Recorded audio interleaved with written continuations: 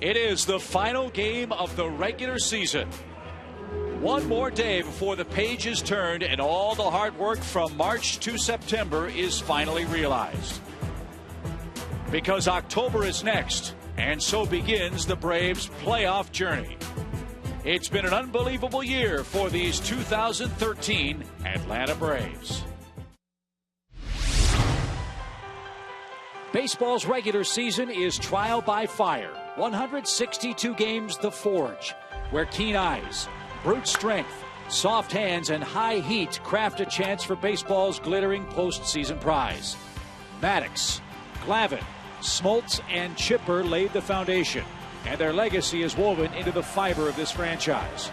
But these Braves are ready to blaze their own trail and create their own destiny, with Atlanta's yearly pursuit of excellence in mind.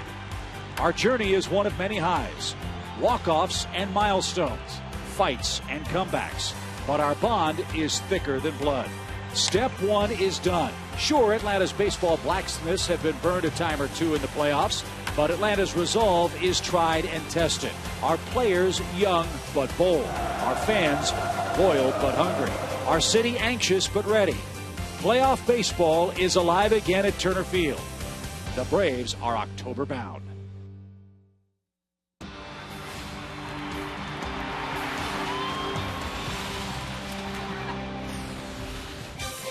It's the final Sunday of the regular season in Atlanta, and the foam tomahawks and fingers are fully extended as the Braves try to knock off the Philadelphia Phillies and hope for a little help in St. Louis from the Cubs. If the Braves win and the Cardinals lose, Atlanta will tie the Cardinals for the best record for home field advantage in the National League playoff chase.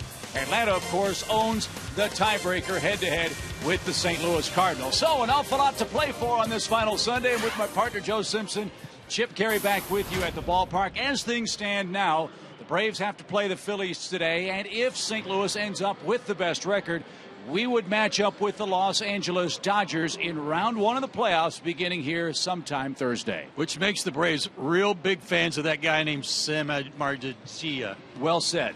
For the Cubs. He's really a good pitcher, so maybe he can pull out a good win today against the St. Louis Cardinals, because when the Braves play the Dodgers, they're going to have their hands full if, in fact, the Dodgers are here next Thursday. The Dodgers pitching staff is as good right now, 1, 2, and 3, as there is in baseball. Clayton Kershaw, odds-on favorite for the Cy Young Award, 4 career games against Atlanta. No record, 2.45 ERA, and the Braves' current roster, only a 1.48 average against him. They have not seen him this year. Zach Greinke probably pitching better than Kershaw right now. He has been unbelievable in the months of August and September. He's got a string working like 10 straight starts where he's given up 2 runs or less. He's been unbelievable. And then the lefty, Hyun-Jin Ryu, who has been really good too, a whole lot better than I said his name. But the Braves do have some decent numbers against him, at least Freddie Freeman. But those 3 guys are better than I think anybody else's 3 starters in the postseason in either league, and it'll be tough duty. So before we worry about the Dodgers, before we worry about the Cubs and the Cardinals, the Braves have to take care of their own business and beat the Philadelphia Phillies in the season wrap-up. It's a glorious Sunday for baseball. Let's see if Atlanta can win game number 96 and head to the playoffs on a high note.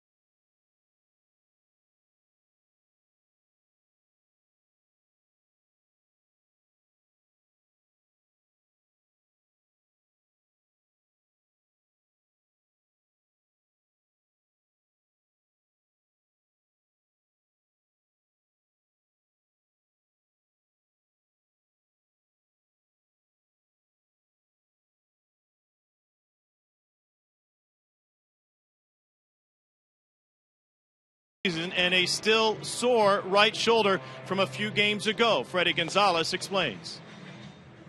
Chris is not playing today, but it's not because of that incident last night. It really isn't. He dove for a ball on Thursday down the line, the third base line, and kind of jammed his shoulder a little bit, and he's been playing through it last couple of nights, Thursday night, Friday, and Saturday, and we decided today that with that, not to risk it anymore. The disclosure of that injury helps to explain his fifth inning throwing error that raised some eyebrows. Braves say he will be just fine once the playoffs start on Thursday. Chip? John, thank you very much. As the Braves prepare for postseason play, this is a chance for Chris Johnson to get a little healthier and get ready for the first round matchup on Thursday at a time and versus an opponent yet to be determined. How the Braves play today will have an awful lot to do perhaps with how the playoff race shapes out. They've got to beat the Phillies today and start with that as goal number one today. Cesar Hernandez leads off. Jimmy Rollins put on a show at short last night. He's back in there hitting second. Chase Utley, Dominic Brown, and Kevin Franzen. Cody Ashe's their young third baseman. Eric Kratz, Roger Bernardina, and former Brave farmhand Zach Miner, the lower third for Rhino. Julio Teheran, 22 years old, on the mound for the Braves for his 30th start of the year. His last 11, a .266 ERA, and he's allowed one earned run or less in 7 of those 11 starts. Outstanding finish to his season. He'd like to carry that right into the postseason in the division series, and the Braves are hoping he can. His 4 keys today. Well, it's kind of simple. Stay hot. He's pitching great. Don't change anything. And then try to avoid the early runs that have been plaguing the Braves lately. Don't give up anything early and put the weight of trying to win this game on the offense quite so soon. Let them get settled into the game and get relaxed. Cesar Hernandez had himself quite a night last night. A bunt single on the first pitch of the game from Mike Miner. Tonight, he took a called strike. Hernandez finished with 4 hits and scored 2 runs. And has an even count and a ball and a strike.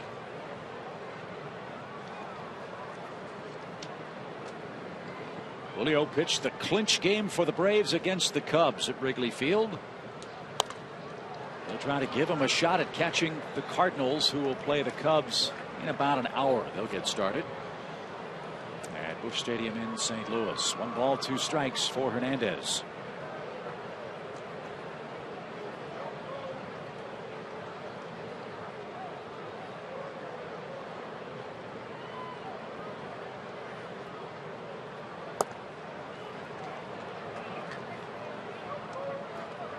In that start at Chicago, Chip, great outing for Julio. 6 innings of 4 hit ball and no walks. He hasn't walked anybody in his last 2 starts.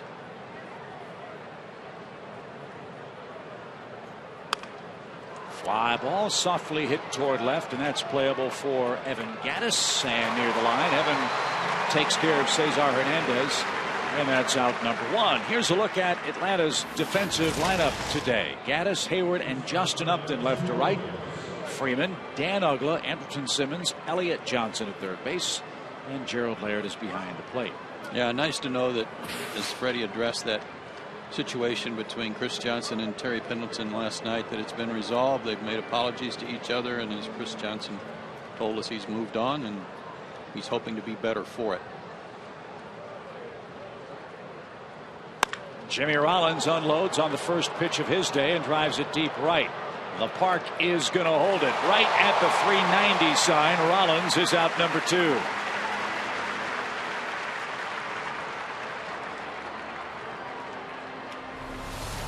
I think this is the toughest spot in the ballpark to hit a home run. Just to the left of the Braves bullpen near that 390 mark. And Jimmy hit it a ton. That's long gone in Philly, isn't it? Oh. Right? Yes. Deep bullpen. Way over, way up in the seats in right field. But a long loud out here. 2 up, 2 down for Chase Utley. Utley finishing the season the way it began, and that's hot at the plate. Chase has hit safely in his last 4 games for the Phillies and has 5 hits in that stretch. Might recall Utley had a big game for Philadelphia here on opening day.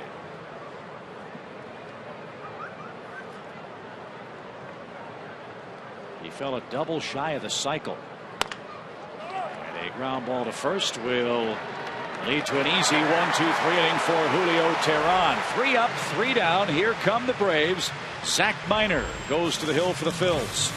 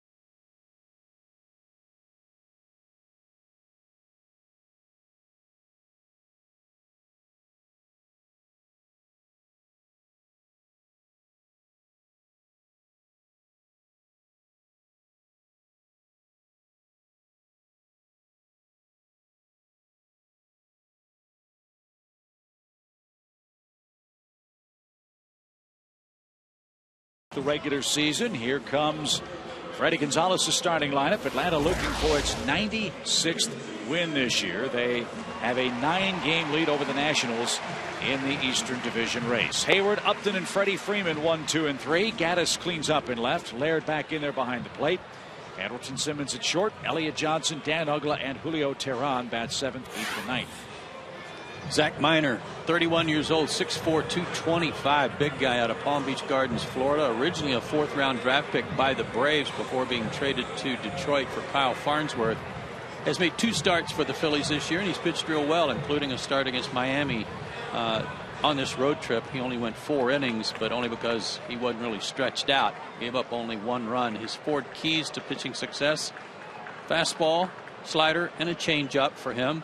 And he'd rather start than relieve. His numbers as a starter, not too bad actually. Only had 2 starts, as you saw, but better than as a reliever. And if you look at the Phillies rotation and anticipate it for next year, they're going to have at least 2 spots to try to fill behind Cliffley and Cole Hamels. Kyle Kendrick probably in that mix as well. So Ryan Sandberg a chance to evaluate Miner today, who promptly falls behind Jason Hayward. 3 balls, no strikes. Well, he can leave a good taste in the mouth of Ryan Sandberg with a good start today, and be easy to remind him of that come spring training, but not if he starts walking a bunch of guys. His fastball 92 to 94. Jason Hayward has been a revelation for the Braves out of the leadoff spot. He scored 30 runs in 28 games while hitting first for this team. Had a hit and 2 walks last night.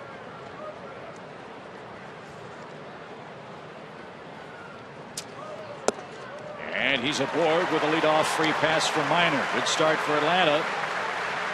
This is what you hope continues on into postseason play. Get guys on and get them in the way Upton did. He's our Yellowwood bringing the lumber feature.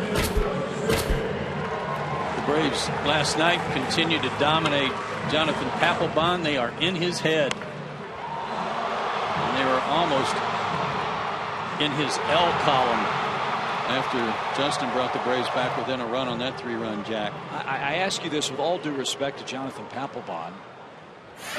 He looked like he had nothing in the 9th inning last night. Well, I don't think he threw a pitch over 91 miles an hour, and that's very unusual for him. So he may be completely out of gas.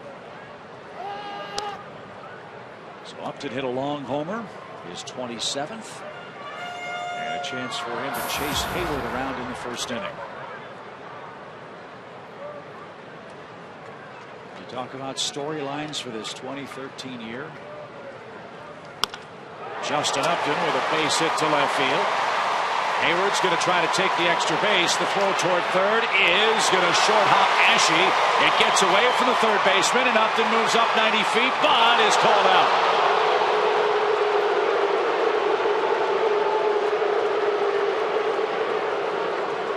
Love it. Got thrown out. Doesn't matter. Good hustle. Being aggressive. It's great. Jason taking the extra base, and now Cody Ashe may be hurt. I don't know if that throw-in got him in the lips or not. Here's the throw from Dominic Brown. In between hop. I don't know where it got him. Neck or face, it looked like. But he recovered. I don't know about that call. Right in the chin.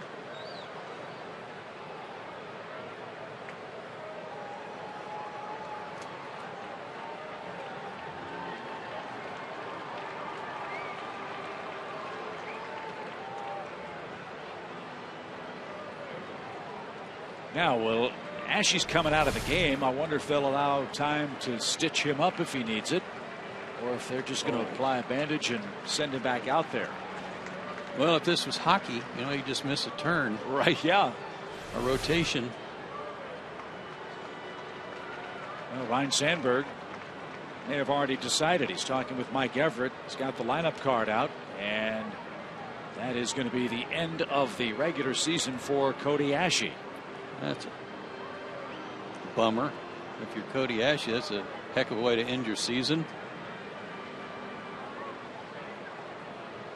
So on a short hop, he's hitting the chin with a thrown ball. It opened up a cut on Cody Ashe. He has to leave the game, and the Phillies will Freddie Galvis. Bring on Freddie Galvis to play third base.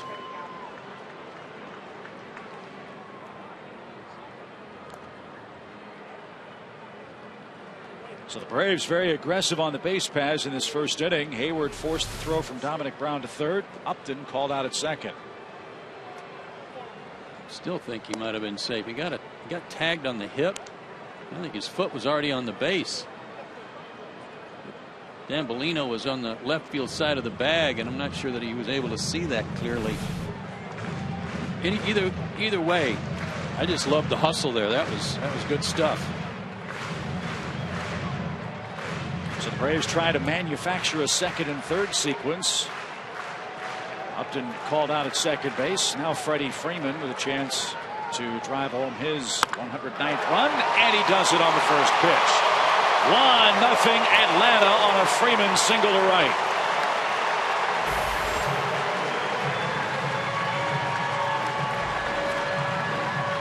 The Braves manufacture the game's first run. Jason Hayward, a walk, taking the extra base on the base hit, scoring on the single. Change up, and Freeman had it covered, as he usually does on the first pitch. Now Freddie at first for Evan Gattis. He's knocked in 63 men. That ought to put Freeman at 320. He entered play at 319, fifth in the league in hitting. And he is 320. The math major. Pretty much. So he's tied with Matt Carpenter now. That's third in the National League batting race. Only 1 point behind Chris Johnson. Michael Kadire at 333 is probably going to win. He's a lock. Yeah. You know what? I was looking at. We got the stats for the league for voting for player of the month and that sort of thing. Michael Kadire hit 397 the month of September. Not like he backed into anything. And good for him. I mean, proud player. Saw Joe Mauer do all those great offensive things as a teammate with the Twins. And before you think it's just the Coors Field effect, he hit .313 on the road this year for the Rockies. Yeah, you hit close to 400 in September and win a title. I'd say you've really done a good job. 2 balls and a strike for Evan Gattis. And that ball is laced foul at third. Do it again. 2 balls, 2 strikes. I was talking to Brian Snitker a day or two ago about getting hit with that line drive from Evan Gattis. It was Friday night. He goes, "Oh yeah, it got me." And he said, "And I've been telling our players, anybody that gets to third base, don't be in a big hurry to take your lead with Evan up there." 2 balls, 2 strikes. Yeah, he said to me this morning, every game I pray, Jason, please don't double before Gattis gets up. Just got to look at both spots. He does have the Rene Latchman move way down the line, trying to get an angle for his base runner, but also to get some reaction time. With Gattis in the box, runner goes, swing, foul ball back. Do it again. Freddie trying to double the stolen base output for the year. He's 1,000 though. He's batting 1,000 on this base stealing. He's 1 for 1. But to your point about the aggressive nature of this first inning for the Braves, we talk with the scouts every day before the game starts. I asked one of them, as you evaluate this team as an American League club, what is your biggest question mark about the Braves? And his answer was, can they manufacture offense? We know the thunder, we know the power potential, and when they get on a roll, they're going to be awfully tough to beat. Fly ball hammered deep left field. Evan Gattis gone.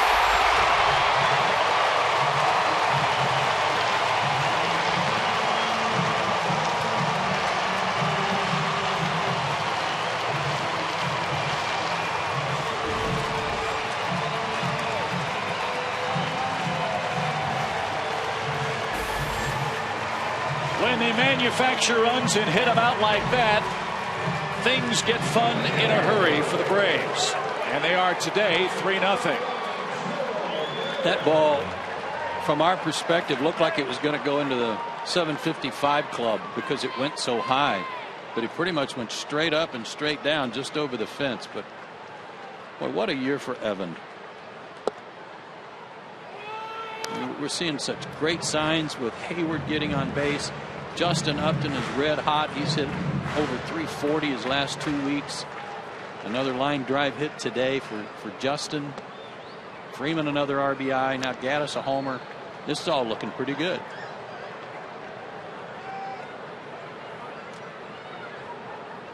Atlanta has put 3 on the board in the first inning. And Gerald Laird in the box. And he looks high and tight. 2 balls and a strike. Would you agree with that scout's assessment of this Braves club from an offensive standpoint? I would. I don't think that they've gone through stretches this year where they've been pretty good at putting hits together.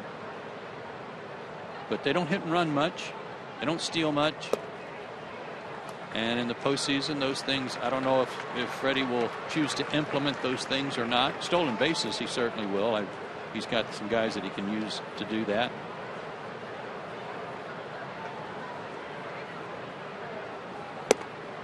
Laird takes a walk. We knew going into the season that this team was a power-loaded team.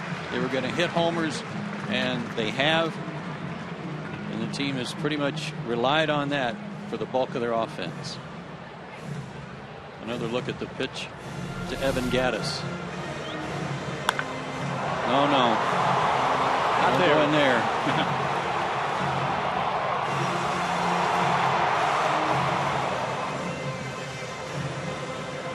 Hands in.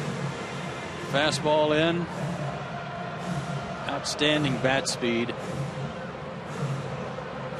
While Freddie Freeman got a heck of a jump on his stolen base attempt with the 3-2 count, he was able to trot home. And that ball took forever to get out of here because it was so high.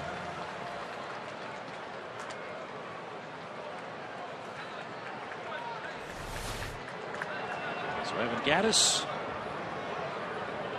with a towering 2-run homer, as the Braves enjoying a 3-0 lead with Andrelton Simmons coming up. 17 home runs, the most by a Brave shortstop since Jeff Blauser hit 17 in 1997.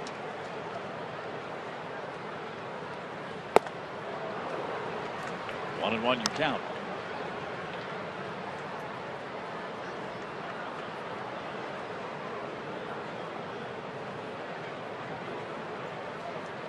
Rough first inning for the Phillies. They've allowed 2 walks, 3 hits, 3 runs, and they've lost their third baseman. 2 balls and a strike. That home run by Gaddis is the 181st for Atlanta.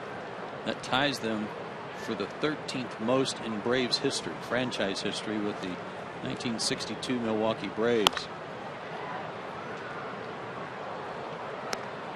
They hit 149 home runs last year, so quite an improvement in that area. The most home runs hit by a Braves team was the 2003 Atlanta Braves. They hit 235. I believe that was the Sheffield.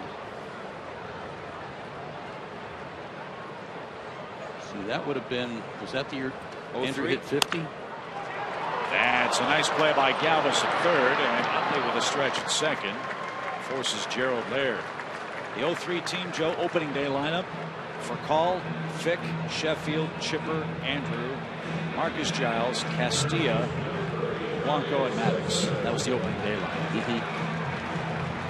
I was pretty sure it was a Sheffield team.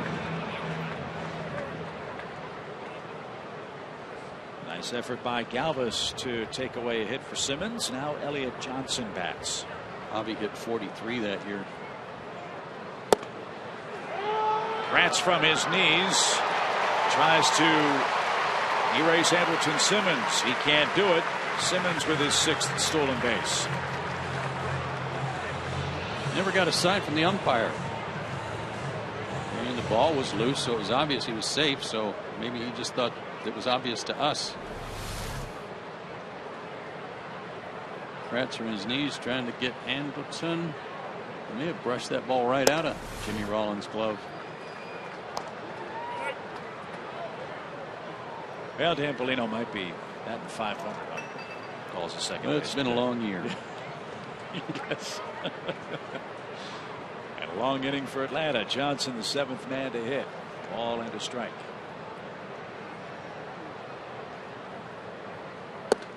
Well, this is an exciting day all around Major League Baseball. There is so much to play for. All about this game from the National League standpoint. Still an awful lot undecided in the American League, too.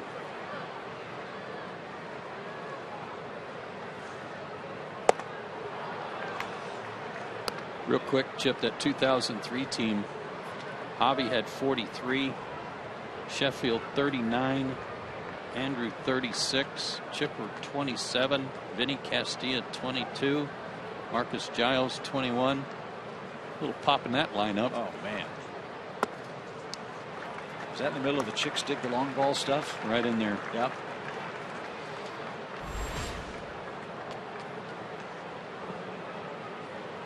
Long inning for Zach Miner. He's about to make his 31st pitch. And it's coming to Elliot Johnson. And it's outside. A 3-walk inning.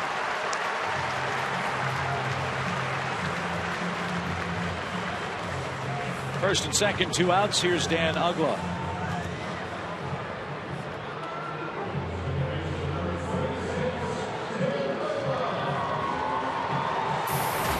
I think this guy may be the biggest wild card on the Braves roster. I don't disagree with you there. If this team gets on an offensive roll, they can win the World Championship. I'm convinced of that. Doesn't matter if it's the first rounds of Dodgers, anybody else. When their offense gets clicking, and that includes Dan Uggla, when they all are clicking, they can win it all. Dan would be the first to tell you it's been a disappointing season. I don't think the numbers would allow you to argue that it was anything but that for him. Yes, a lot of homers, a lot of walks. No balls and a strike to him.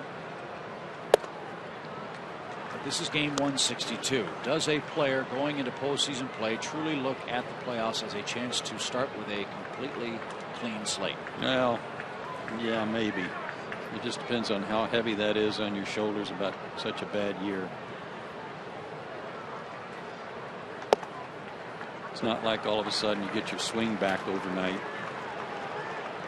But if you have a good game, if he has a good game today, or if he's in the starting lineup next Thursday and has a good game, then it's that confidence factor we talk about so much that, all right, I feel good about my swing again. 2 balls and a strike. That was a hard hit ball foul. But the beauty of it from Dan's perspective, I would think, Joe, is he does not have to shoulder the entire load himself. If he just contributes, he's a threat. And a threat to turn the lineup over to guys like that. And Jason Hayward and Justin Upton.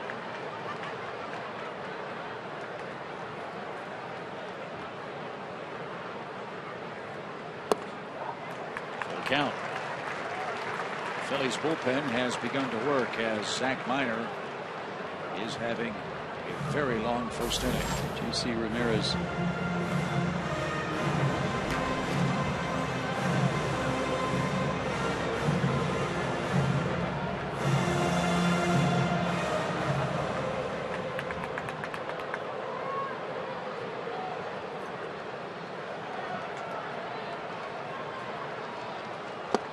A swing and a miss, and Uggla is retired. Big first inning for Atlanta. It started with a Hayward walk, aggressive base running.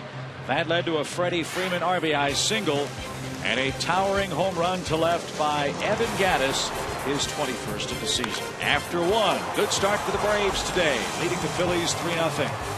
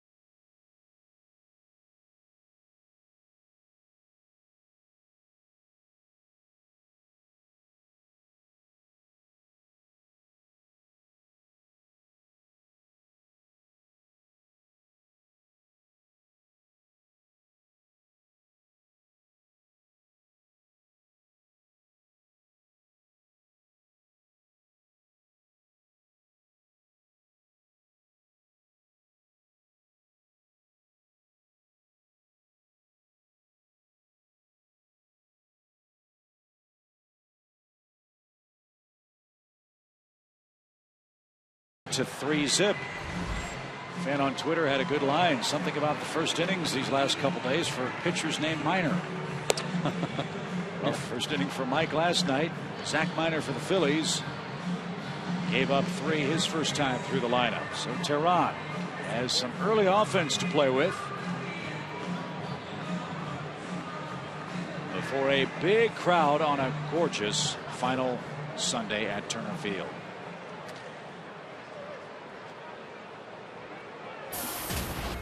Dominic Brown, Kevin Franzen, and then Freddie Galvis are up for the Phillies.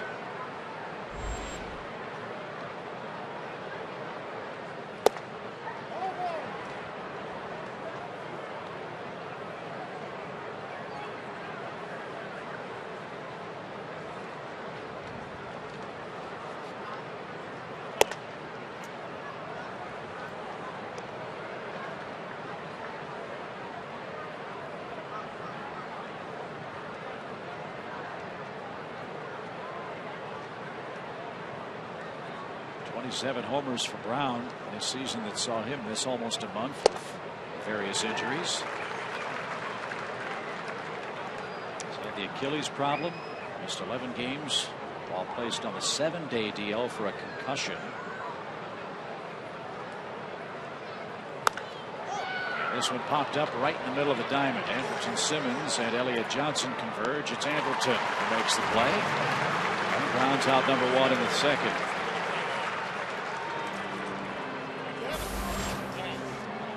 Month of September for Julio Teheran coming into play today. 19 1/3 innings in 3 starts, 3 total walks, 19 strikeouts. His is a storyline that I don't think has been reported enough around the country, certainly. Number 1 ranked pitcher by Baseball America in the minor leagues for 3 years running. Had a disappointing season at AAA last year, came to spring training and won a job in rotation for the Braves, and then started the season rather poorly, I think we would all agree. And then we went to Colorado. After the snow out game, Teheran pitched the second game of that double dip against the Rockies in Coors Field in 27-degree weather and gave up 1 run. That team, that lineup, those conditions, that ballpark, I think for Julio Teheran, that was his aha moment. Yeah, it opened the gates. Took off from there.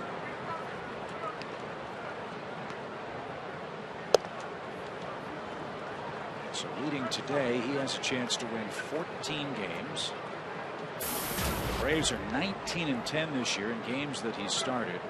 And he's pitched the 3rd most quality starts on the staff.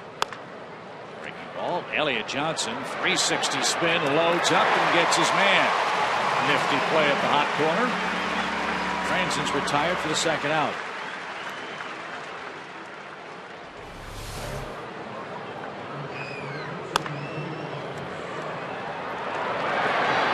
Scooted out there pretty quick to Elliott. Nice play. He's been a big help, you know, since he was signed, and being able to play all those different positions. Steal some bases. Freddie Galvis pops up the first pitch. Simmons. Diving try by Gaddis. He can't get there. And Galvis will scamper back to first. Simmons and Gaddis both looked like they were calling for the ball, and Andrelton peeled off. That's good. It's 3-0 on the last day of the season. We don't want any steamrolling going on in shallow left field. Evan did call for it, or Andrelton would not have peeled off. So good effort by Evan, just didn't quite get there. And Andrelton is still upright. Very important. Here's Eric Kratz. Kratz gets the start behind the plate today. Can't say enough about the job Cameron Rupp did for the Phillies last night. He was brilliant. We lost count at about 16 or 18 balls in the dirt. Yeah, Val, how many blocked balls did Cameron Rupp end up with last night? 14 going into the last inning, and then Papelbon threw, I think, 3 in the dirt, so 17. That was Val's official assignment, to keep track of that last night.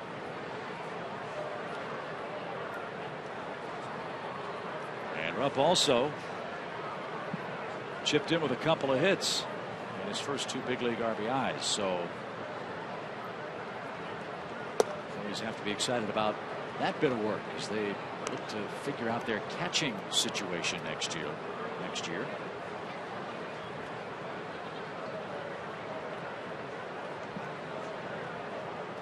1 ball, 1 strike. Galvis at first, 2 outs, second inning.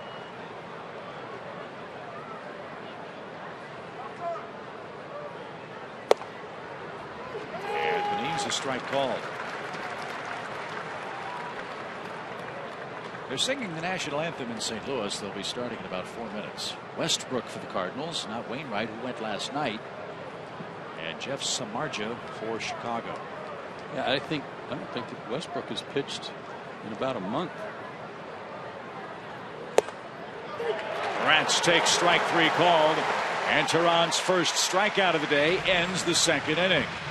Julio will grab a bat. He'll lead off the 2nd as the Braves enjoy an early lead at home.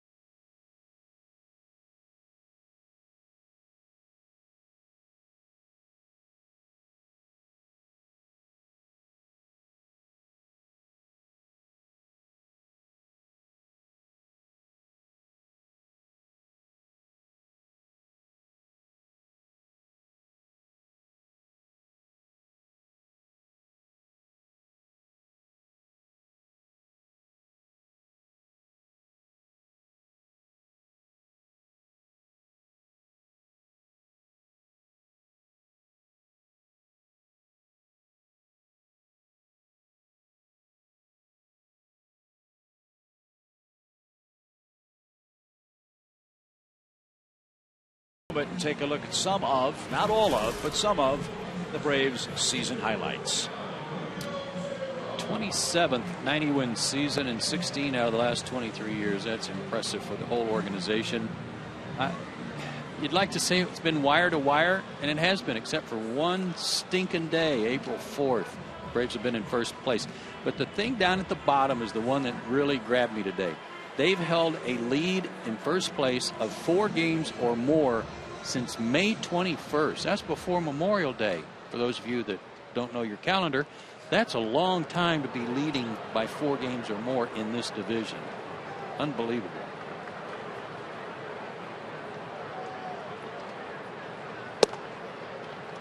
Julio Teheran goes to work for the Braves, hitting a robust .214.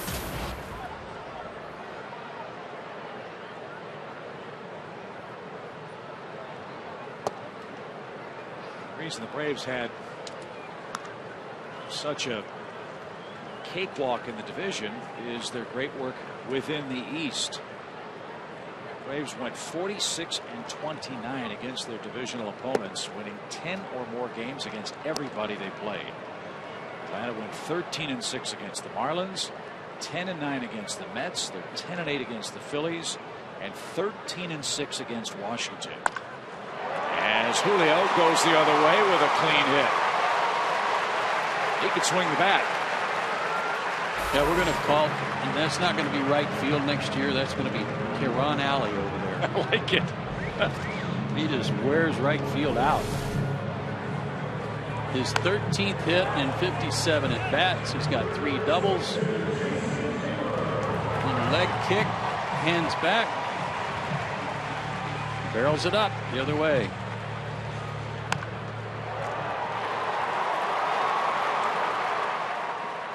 He's also a good bunter, by the way.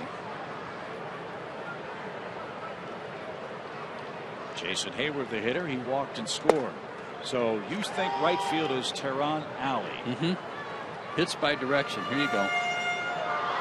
What do you think? I like it.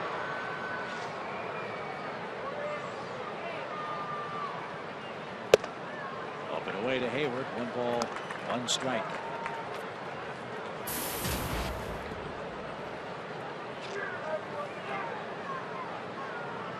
.31 runs now for Hayward in 29 games out of the leadoff spot.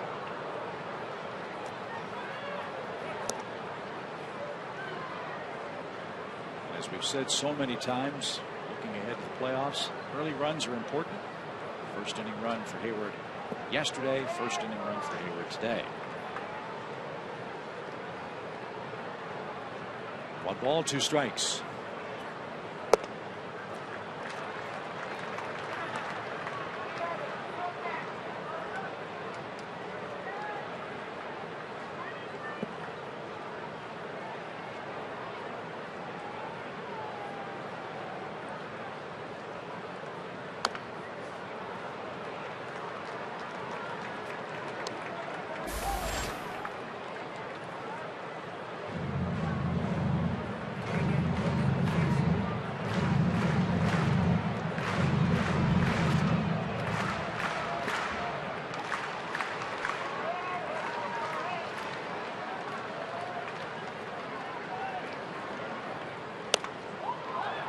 High pop towards second.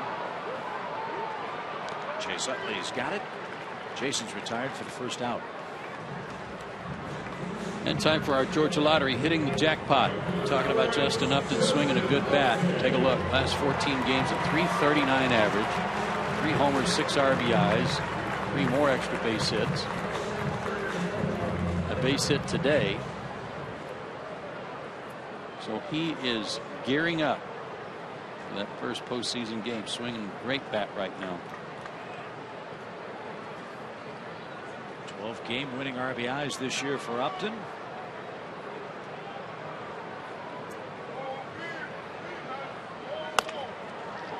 As he grounds toward Rollins, Jimmy will take it to the bag at second, and he'll complete the double play throw to first, and that ends the second inning.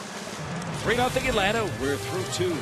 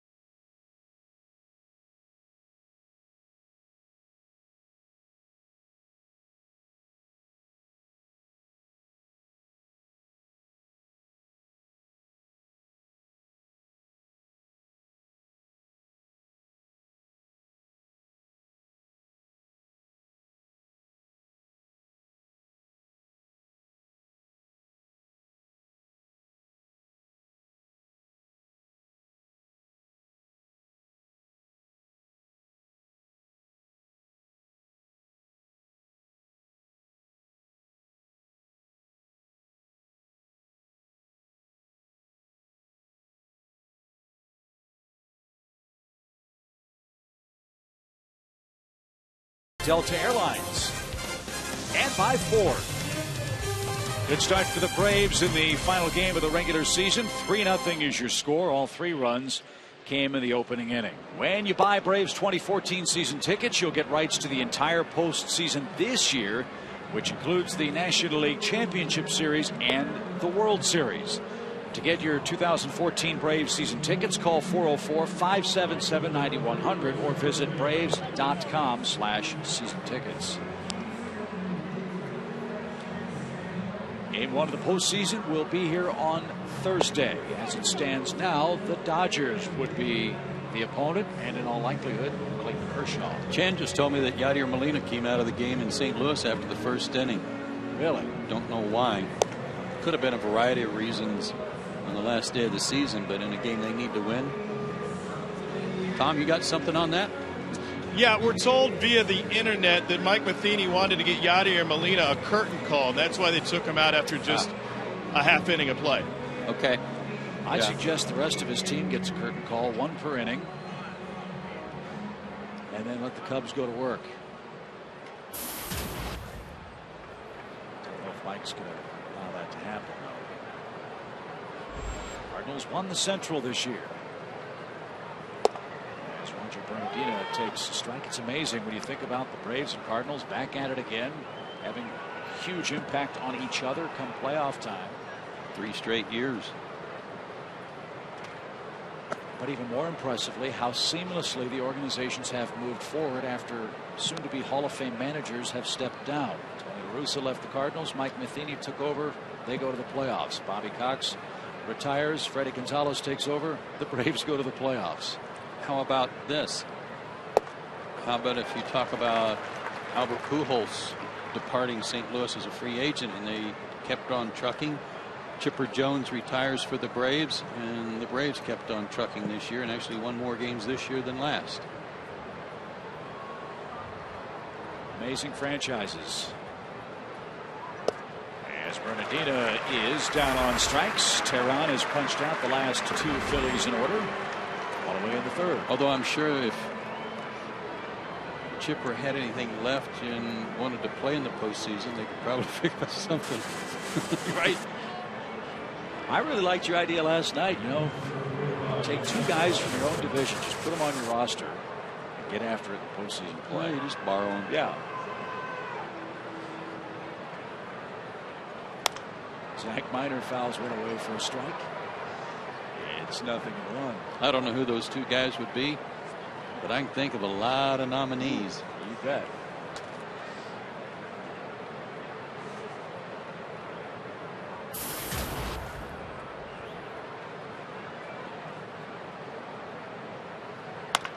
Minor puts it in play. Ugla dives and can't get it. It's into center field. Zach Minor's 2nd hit of the season has him at first base with 1 out in the 3rd inning.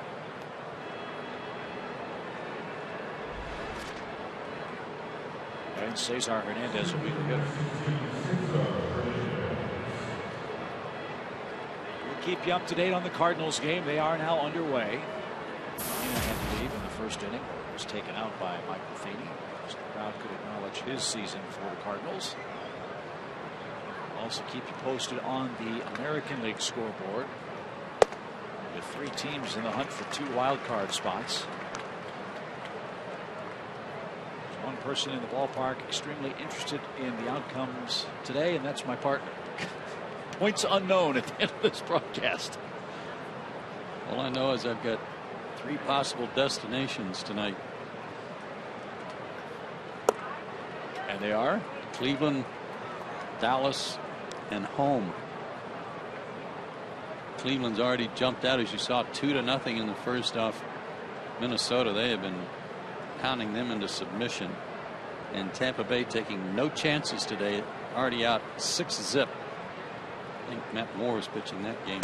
That's correct. Against our pal Mike Redmond, who is pitching for Toronto. Todd Redmond, excuse me. Matt Moore's record, 16-4. How many people in the National League know about how good that guy is? Yeah. All about David Price for the Rays. I've learned a whole lot about him in the last few days, if you want to know. Funny how that happens this time of year, right? Sharply hit and caught by Freeman, and that's a double play.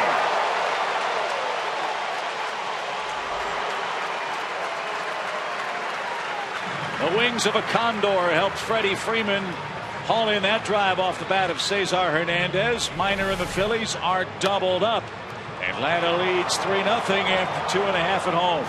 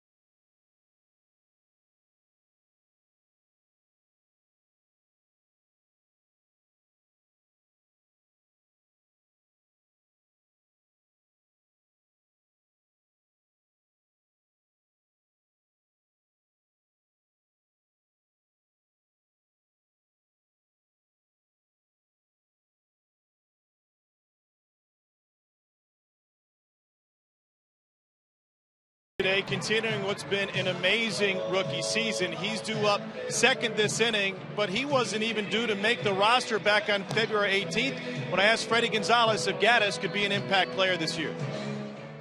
So he's a little older guy, a little more mature, and he's a guy that maybe, he may be a dark horse coming out of spring training because he has those numbers that you look at as a baseball coach. He's got a lot of power numbers, very little strikeouts, and a lot of base on balls. For a guy who could hit you the possibility, well, last year between winter ball and his injury-shortened season, he had over 30 home runs as a minor leaguer. So he's a guy that may be close.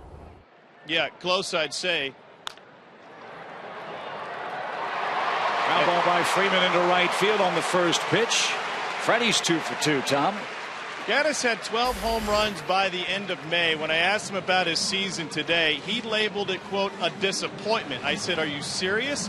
He said, do you know how many pitches I've missed this season? He agreed that it's a great way to lay a foundation for the future, specifically saying he's happy he's learned how to play left field. But Evan Gaddis expected much more from his season than what he's provided thus far. Tom, you know what he said to me in the locker room during the celebration in Chicago? He was certainly proud and very excited. And I said, just way to go, man. Great year. And he goes, wait till next year. I'm going to be even better. One of the things he talked about was he wasn't sure what was expected of him this year. He said, if I have a plan, if I know exactly what they want, and I have goals set forth, whether that's numbers related or just how to help the team, that'll give me a much better idea on what I need to accomplish going into the season. This one hit a mile high again to left, but it'll stay in the ballpark. Dominic Brown battles the sun and makes the play for the first out. If you missed it, he had a 2-run homer in the first inning. It looked like it was going to bring rain. It was hit so high. And the interesting thing on this to me was it just cleared the fence, and that's what his first home run of the year did, and that was against Philadelphia in pretty much the same spot. Well, he opened eyes last year. Played just 74 games between Lynchburg, Mississippi, and the Gulf Coast Braves. He hit 18 homers in 74 games.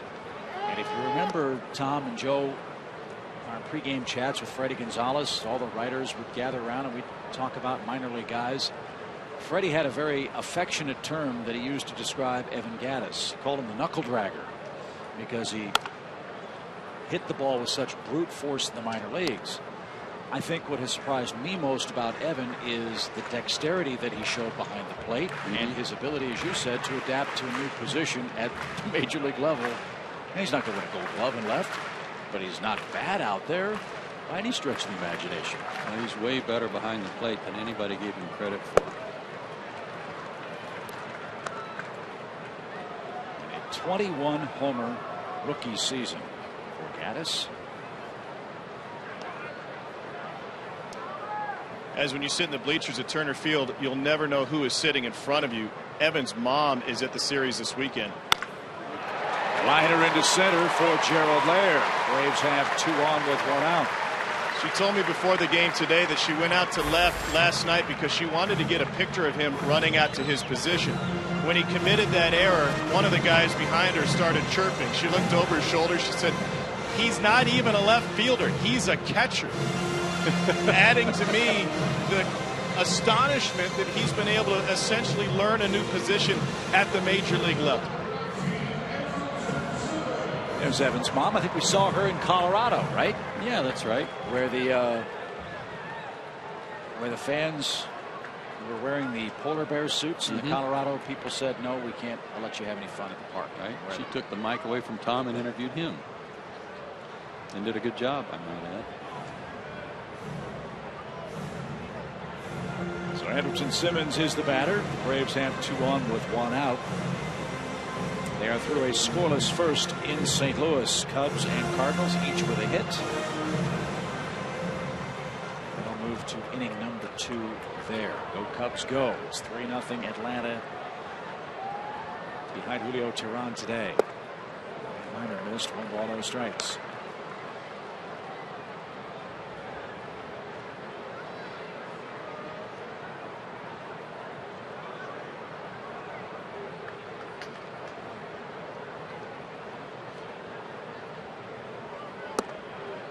Gerald Laird just got that base hit. He also walked in the first inning, playing in back-to-back games for the first time in a while. He was 2 for 4 last night with a single and a double. Mark it down somewhere. I think he's going to be another one of those keys in the postseason. Provided Brian McCann is healthy, and we all hope that that's the case. But with the Braves bench being what it is right now, I think Gerald's going to get a couple of chances to pinch hit, maybe in some situations with the guys on base.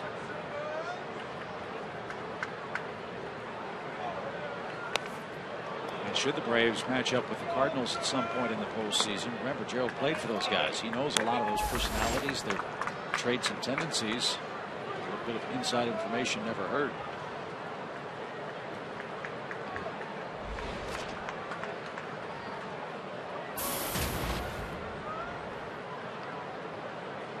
And also stole a base in that first inning at bat. And fouled at the plate, full count.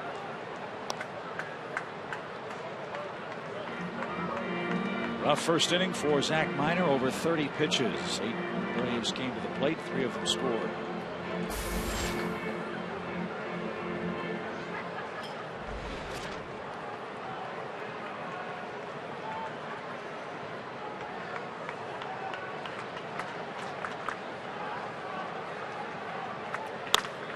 In the air to center. Hernandez going back, still going back. He can't get it. It's off the base of the fence. The ball drops at his feet, and that's a big break. But a run is in as Freeman scores. Simmons doubles to center. It's 4-0 Atlanta.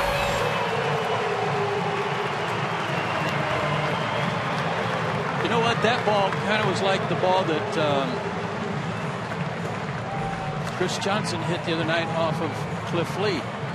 I wasn't sure that it was going to go out, and in this one I didn't know that it was hit this far, but he got a high fastball and got on top of it, and it really jumped out over Hernandez's head.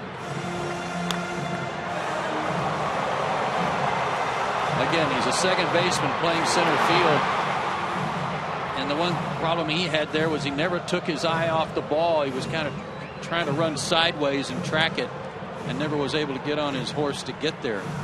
And you saw where the ball landed. If that's another 3 feet away from him, another run comes in. So the Phillies do get a break on that play after Simmons doubles home the 4th run of the afternoon. That ends the day for Zach Minor. 2 on, 1 out, and another run is in for Atlanta.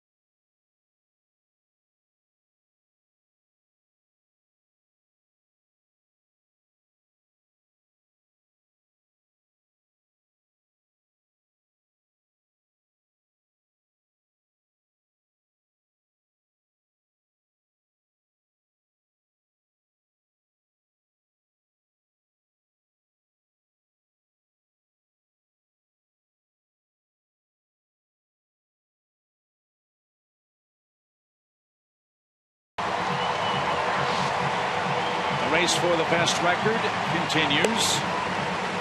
The Cubs and Cardinals are in the 2nd inning with no score. The Cardinals lose and the Braves win. Atlanta secures home field advantage throughout the National League portion of the playoffs.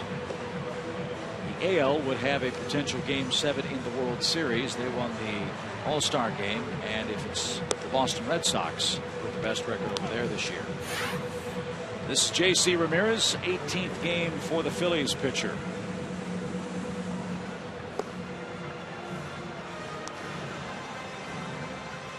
Mid-90s fastball for Ramirez. Can bump it up to around 97 at times.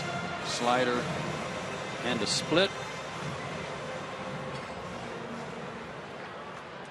He pitched here Friday night. An inning, gave up a hit and a walk, but no runs.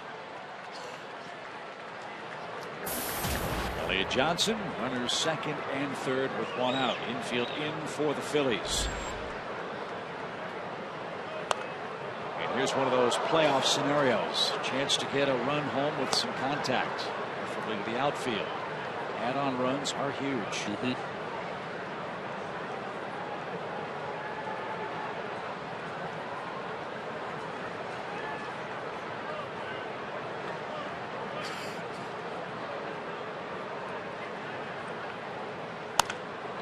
Fly ball center. Will it be deep enough? Hernandez is under it. Laird tags, and the ball dropped.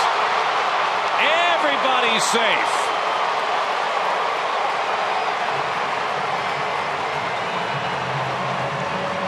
Nothing.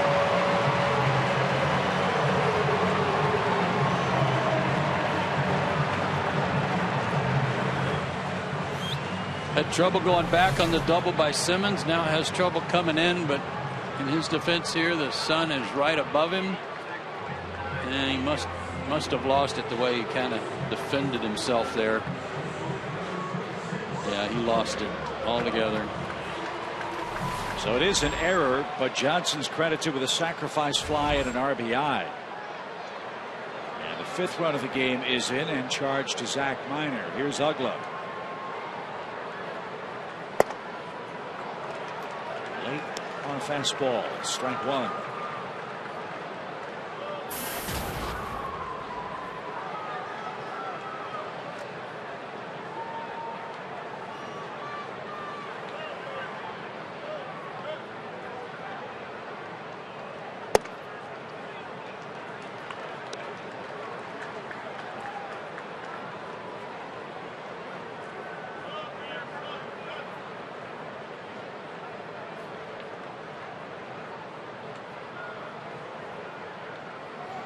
Elliott's running. Krantz's throw to second will be in time. Elliott Johnson can't believe it. Freddie Gonzalez will come out and argue. Maybe not just this one, but the Upton play at second earlier in the game.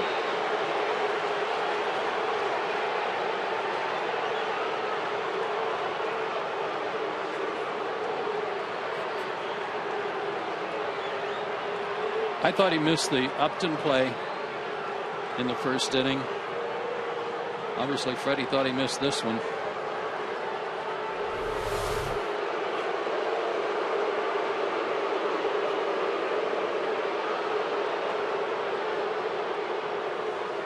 He might have gotten that one right. Let's see again. Hard to tell. No, he didn't. No, he didn't. I thought maybe he tagged the back leg before the front leg got there, but he didn't. Looked like the tag came right down on his foot that was already on the base. 0 for 2.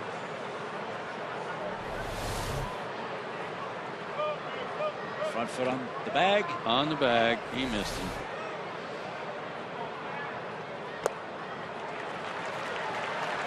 And Ugla walks with 2 out. Braves will clear the pitcher, Julio Teheran.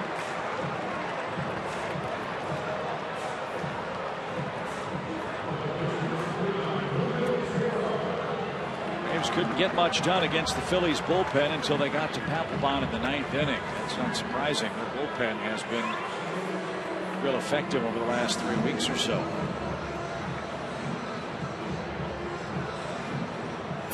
To a 2.85 ERA for the Phillies.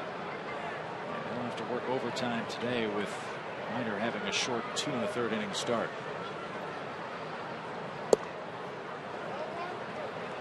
Ball, no strikes.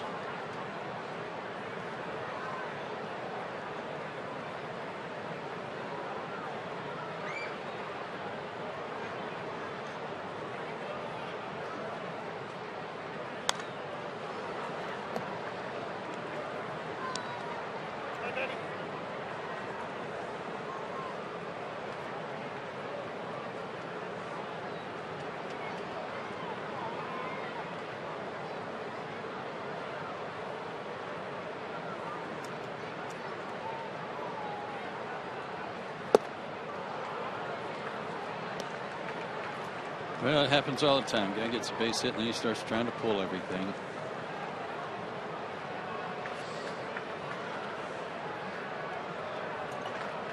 Got to remember where his alley is. He took that one off the plate. 2 balls, 2 strikes. I don't know. Ramirez kind of froze on that one. Yeah. Sherwin-Williams painting the corners. Did it? Yep.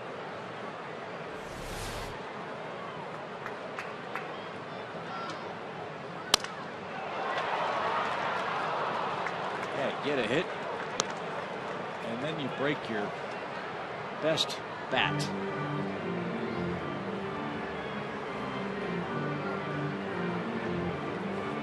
Used to have a special one in reserve. Justin knew right where it was, too. It'd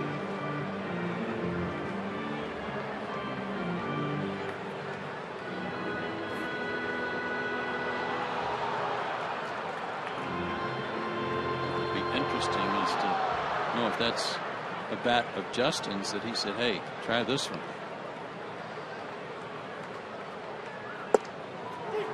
He just took strike 3. And that retires the side. 2 more runs across for the Braves in the 3rd inning.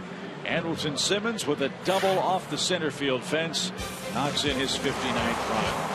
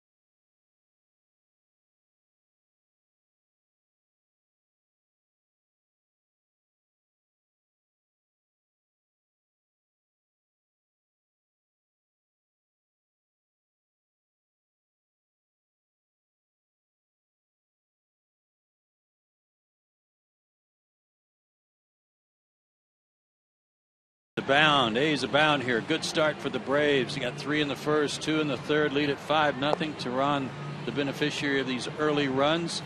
He's given up a couple of hits, no walks, couple of strikeouts. Freddie Freeman's bumped his average up over 320, folks. Can you believe that?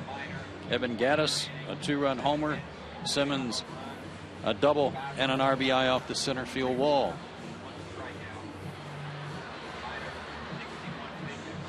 Good day all around for the Braves, who will watch the scoreboard. Want to wish a very happy 60th birthday to Braves bench coach Carlos Tosca. There he is. And while we have a minute, I'd like to thank the Braves coaching staff for all of their help and cooperation this year. Those guys are terrific people, terrific baseball guys, a lot of fun to work with, and I really appreciate what they've done for me and for us this year, and wish them all the best. Yeah, they've been great. They've done such a terrific job too.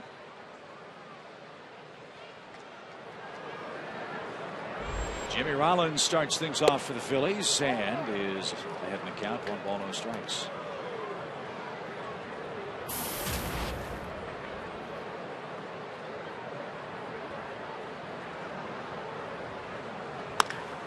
That ball slashed toward left center. Hayward got a great jump.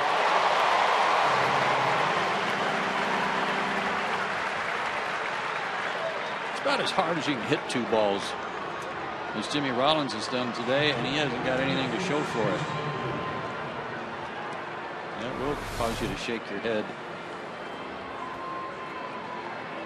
Jason Hayward is a huge man. I mean, he's 6'5", but has such long strides. He covers a ton of ground. He's really played, I think, an elegant center field for the Braves. Elegant. There's not a play that. Elegant. You said elegant. Elegant. Oh, I said elephant. I was trying to figure out what that meant. That would be if I played center field. But wouldn't you agree? I mean, yeah, it is. He's very graceful. He's won the Gold Glove in right. But there's none of that catch your breath stuff going on when balls hit out toward Jason Hayward. And I really admire how he's taken over as the captain defensively with Gaddis to his right and either Justin Upton or Reed Johnson or someone else to his left and right field. Well, he looks very much at home out there. Good breaking ball. He hasn't thrown too many breaking balls yet. Usually fastballs and changeups. That was a beaut.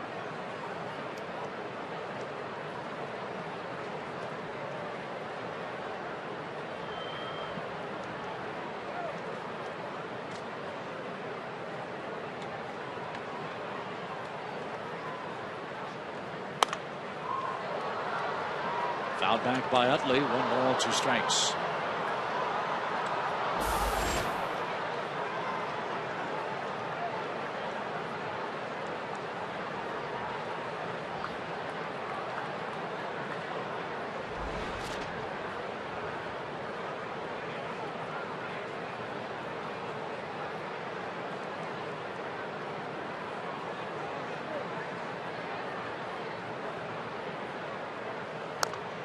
Now the scoreboard here at Turner Field says that Joe Kelly is pitching for the Cardinals. Westbrook went 1. Oh, he only went 1 inning. 1 inning. So then, Kelly has followed him. Samardzija pitching for Chicago.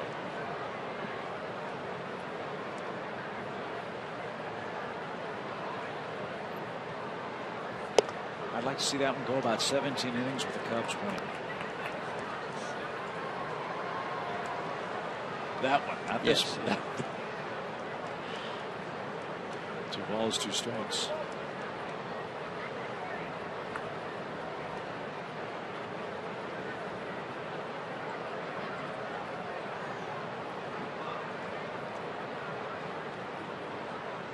Here comes the 2-2 to Utley. And he hacks it into right field. I hate watching him get hits against the Braves, but I love watching him hit. He's something. He has a 1-out single in the Phillies 4th. All year long, Braves baseball on Fox Sports South is being presented by Academy Sports and Outdoors. The right stuff, the low price every day.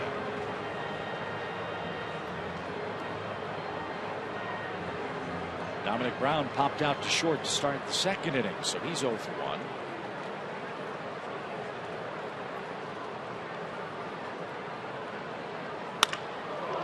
Line drive into center.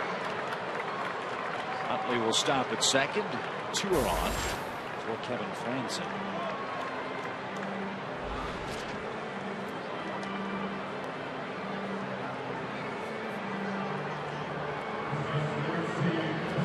Elliott Johnson took care of Franzen in the 2nd inning. He ranged to his left, spun 360 degrees and made the throw to first.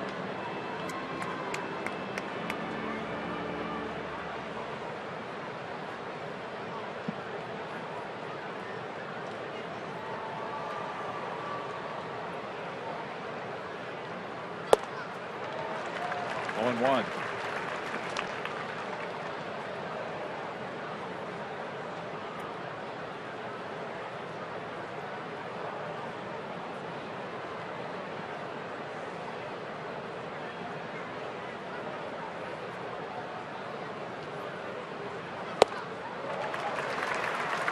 Another good breaking ball. Took a little off that one.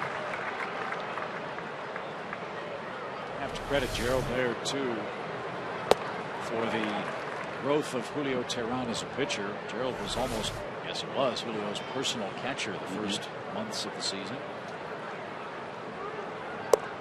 And I remember Gerald kept saying, hey, he's got good stuff. He's still trying to get his feet under him and all that kind of stuff. Very encouraging with all his comments about Julio after his first 2 or 3 that weren't so good. But each time saying he's getting better and better.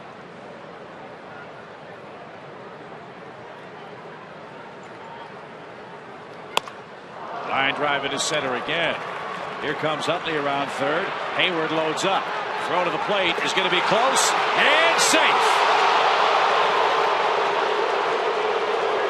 Laird had the plate blocked, but Utley got in just ahead of Hayward's throw.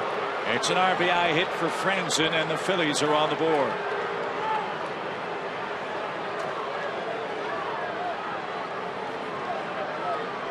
Both guys playing the game the right way. Include Jason Hayward in this. Really good throw, strong throw, right on the money. Gerald blocked him off at the last second. Looked like his front leg shot off away from the plate here. No, he got in there. He did get in there. Good call by Mike Everett. Good effort by Gerald Laird to try to keep him from getting in. But his front foot just leaked in there. So 3 straight singles for the Phillies has them on the scoreboard today. 5-1 game now. Laird did all he could to block Utley off the plate, but couldn't prevent the run from scoring. So Freddie Galvis hits. He singled his first time up. Cody Ashe started the game for the Phillies and was hurt on a short hop throw to third base. Opened up a cut on his face or chin. He had to leave the game, and Galvis came in before Ashe had a chance to hit.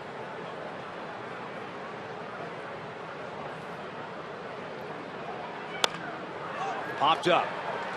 Simmons drifts out. Hayward calls him off. Not an infield fly. Go figure. 2 out. Good point. This is an excellent point. Well, they're so rarely called on the dirt here in Atlanta. I just sort of expected one to run up. I'm just saying. I've let it go. Here's Kratz. It's been almost a year. Not too many of us are over it yet. Kratz took a 3rd strike. That ended the 2nd inning for the Phillies.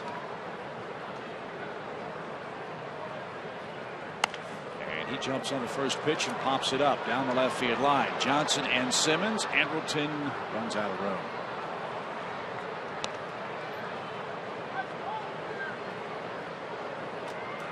No balls, 1 strike.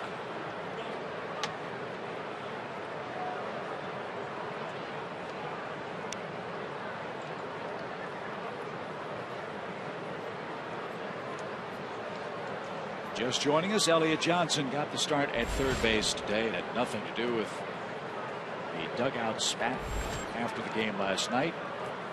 As reported on Braves Live, Chris Johnson's got a slightly tender shoulder. The Braves don't want to take any chances with him. He'll be good to go for game 1 of the playoffs. Also a chance for Elliott Johnson to get some at-bats and some reps at third base if needed. Good reports on McCann, too. Adductor is better. I doubt that we'll see him pinch hit today. No reason for him to. And we'll have until Wednesday with a workout to get ready. Get it ready. 1 ball, 2 strikes. Sherwin-Williams painting the corners again. That was well inside the corners.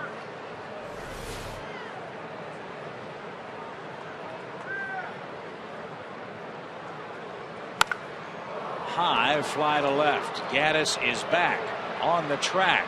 Feels for the fence. Reaches up and cannot get it. Eric Kratz has just hit a 3-run homer for the Phillies.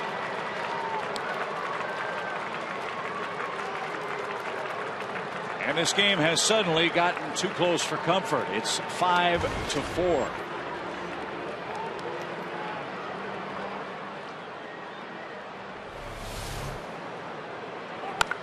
Breaking ball. Supposed to be down and away at the middle of the plate and just cleared the fence. Saw this guy launch one off Craig Kimbrell last year. So it's a one-run game for Roger Bernardino. He takes a little low. 1 ball, no strikes.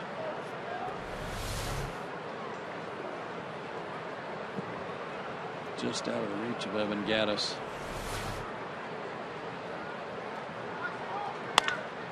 High hopper. Freeman reaches up. Has to spin quickly. And Tehran to the bag. Beautiful play.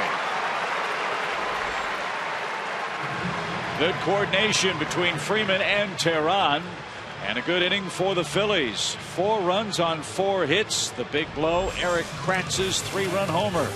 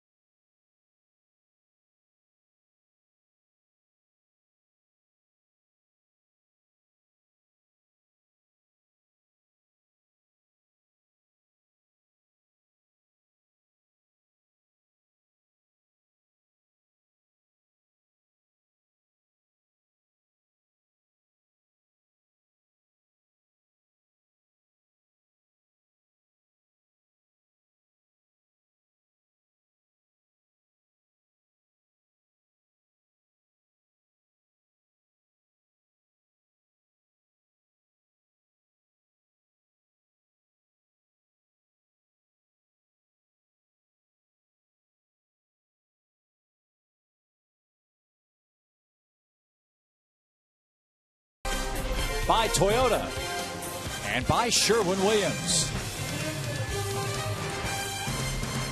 Atlanta scored early. The Phillies scored 4 in the 4th to make it a 1-run game. 5-4 game now.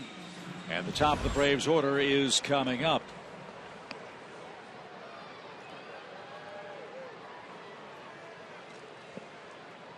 J.C. Ramirez in relief of Zach Minor.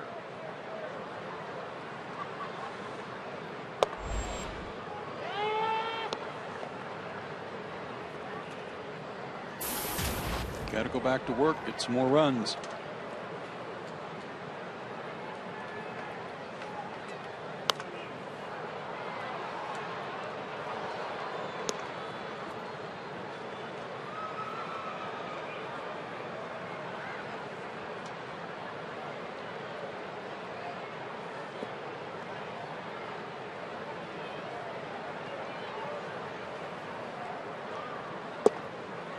That's inside. 1 ball, 2 strikes.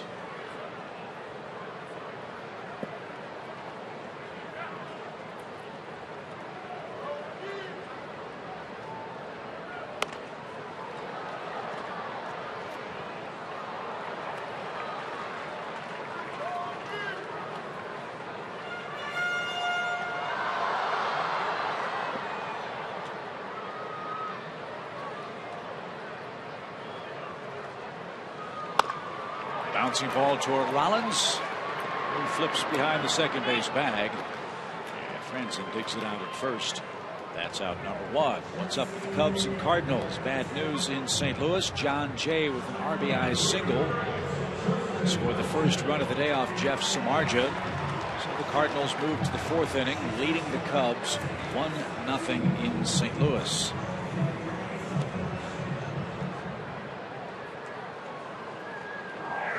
Cardinals win. The Braves can't catch him. St. Louis would enjoy home field advantage throughout the National League portion of the playoffs, as long as they're alive, of course. I mean, the Braves, as things stand now, would open up against the Dodgers here on Thursday. That's subject to change, however.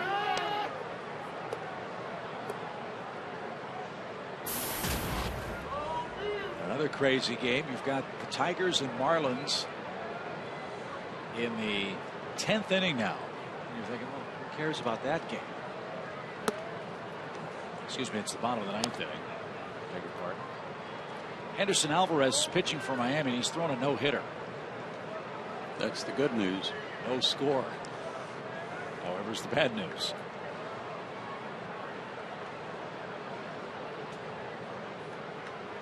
One ball, one strike. Tigers are an interesting club to think about if you follow the American League. How healthy is Miguel Cabrera? That's going to be a first question everybody's going to want to know. He is certainly the guy for them. They've got a lot of weapons, but Miguel Cabrera is the man. And they've got to play at Oakland to start. Is Scherzer their game 1 starter? I think he has to be.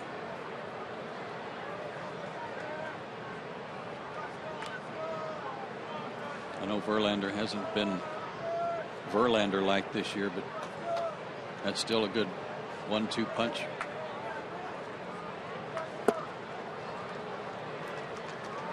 Upton took it low, full count.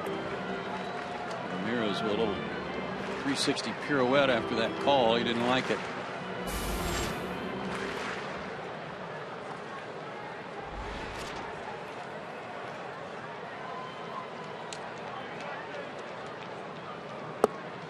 He'll like the result there as Upton strikes out. And 2 are out. In the Braves' 4th inning, base is empty for Freddie Freeman, who's 2 for 2. Freddie is the subject of our Academy Sports leaderboard. His National League ranks in 2013. How about top 3 in all these? Top tied for 2nd in average and RBIs.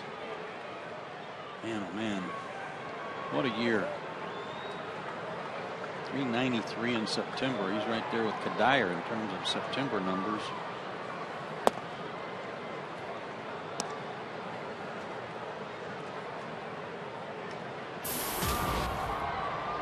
So Freddie's bat is sizzling as the playoffs approach.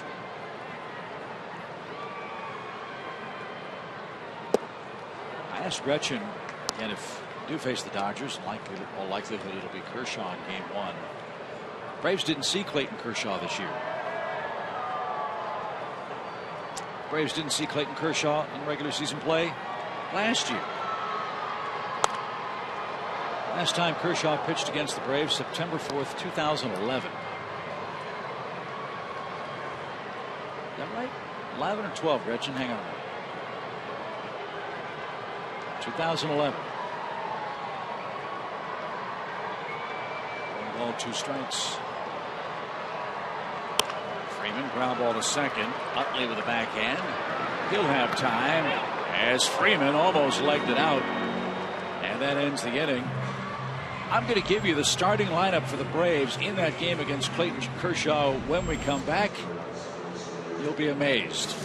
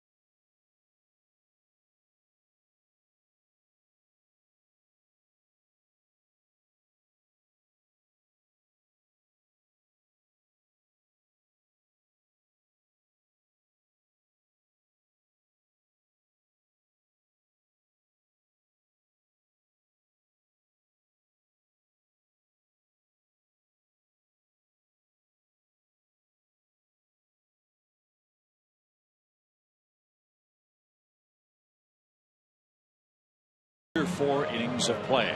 Postseason starts on Thursday, and your Braves Live crew, which has brought you unbeatable coverage all year long, they'll be sticking with the team through the playoffs. Tune into Braves Live Playoffs Edition immediately following every divisional series game on Sports South.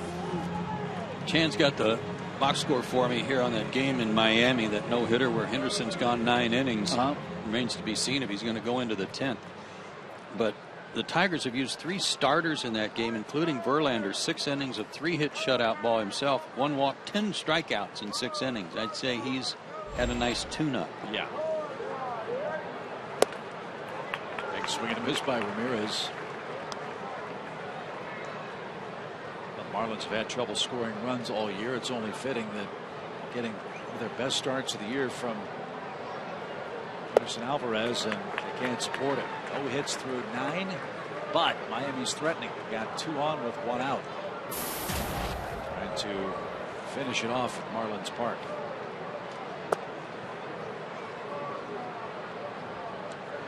First at bat for J.C. Ramirez this year. Tehran tries to right the ship. Needs an easy frame after the Phillies got 4 last inning.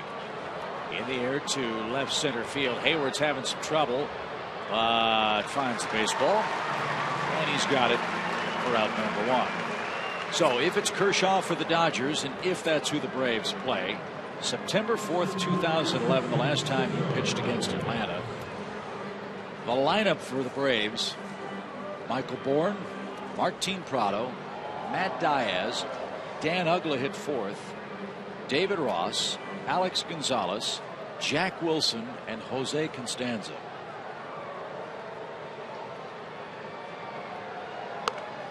A bunt try by Hernandez is foul. They got Kershaw for 8 hits, 3 runs, but he struck out 10 and walked none over 7 innings that day.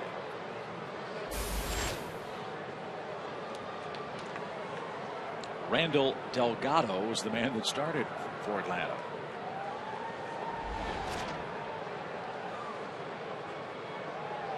Earlier that season, Kershaw had pitched against the Braves and tried to go the distance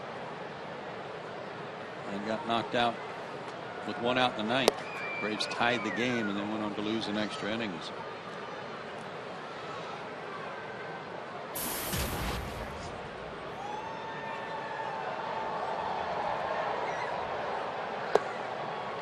Beauty.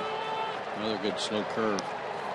And if you play the Dodgers, I would assume runs will be at a real premium. Scoring them and preventing them. The Dodgers are currently constructed. As Hernandez is down on strikes. Their big 3 pitching big games for him. Well, we showed this earlier today, and it's worth repeating. I don't know of another team that has a chance to be in the postseason and has a stronger 3-man rotation, top 3 if you want to call it, for the postseason than Kershaw, Greinke, and Mew. We've been talking about Kershaw's numbers against the Braves. Greinke, 3 career starts against Atlanta, 1-1 with a 3.5. Some good numbers from various members of the team. Ryu hasn't pitched that much against Atlanta, but has had a very good year. He's actually up for Rookie of the Year, even though he's pitched forever in the Japanese League. Again, not fair. But they're tough. They're going to be a formidable foe the way, and not playing as good as they were in mid-August to 1st of September. They've cooled off quite a bit, but they're still playing great baseball.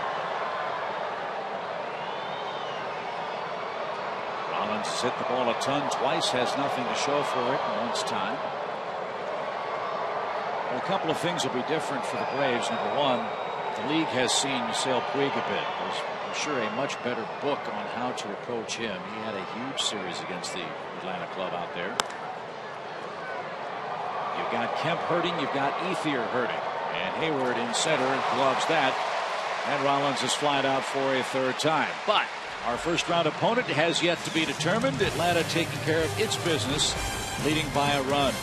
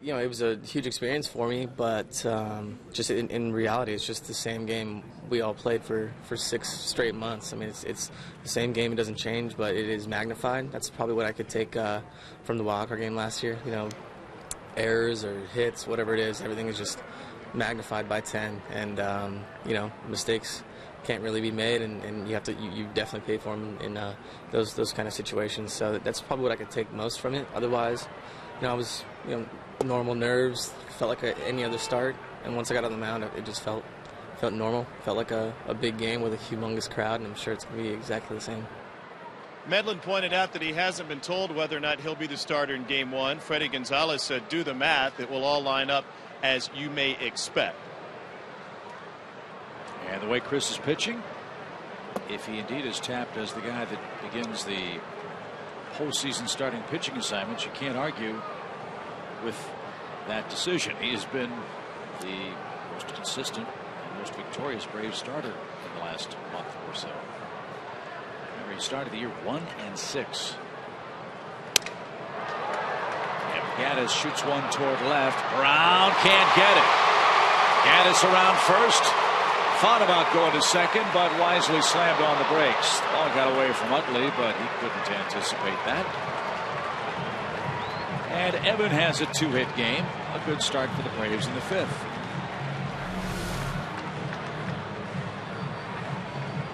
Pretty good pitch by Ramirez, running in on his hands and dumped it right, well, actually not even in front of Brown. That went off his glove. Good effort. Couldn't come up with it.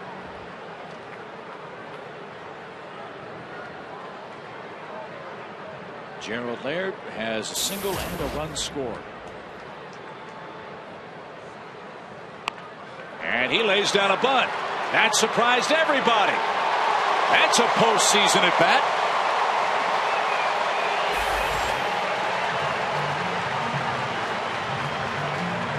Smart play by Laird, whose day is perfect at the plate.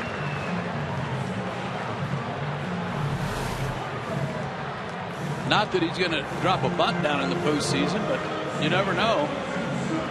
Again, I contend Gerald's going to be a key coming off the bench for Atlanta in the division playoffs. Chip, quick update from Miami. Henderson Alvarez wrapped up the 5th no-hitter in Marlins history. He did it when Giancarlo Stanton raced home on a wild pitch in the home half of the night. Wow. Well, he certainly earned it. Good for him. Simmons with a little flare in his shallow right center. That's going to drop. Everybody's safe. The Braves have loaded the bases with nobody out.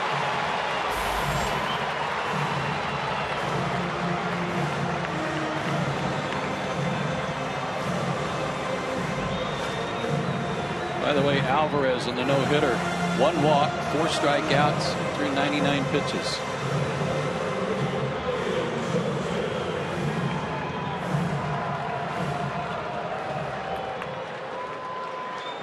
So the bases are loaded for Elliott Johnson. He's walked. He's reached on a dropped fly ball in center. He was credited with an RBI when Hernandez lost the ball in the sun.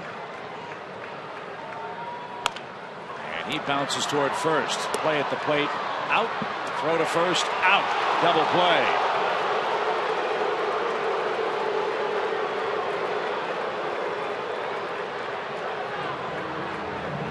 Laird to third. Simmons to second. Gaddis forced at the dish. Johnson doubled up at first. Man, does that hurt.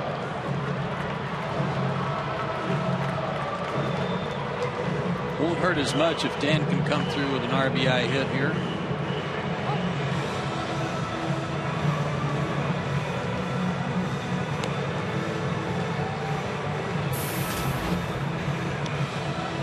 Second double play by the Braves batsman today, and Dan is the hitter. He struck out to end the first, walked in the third. Hit into 3 last night. He won't have a chance to extend the inning with a hit. He'll be walked intentionally.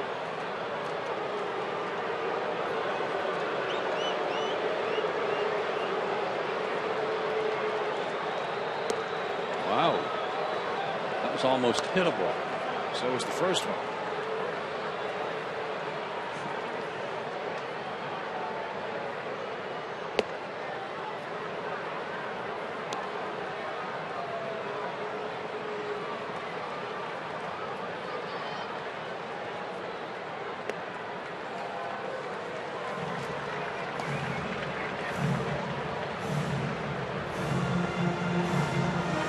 Tehran's been called back.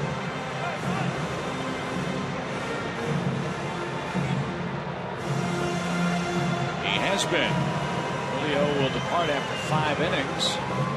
And Jose Constanzo will grab a bat and pinch hit. Luis Avilan begins to warm up.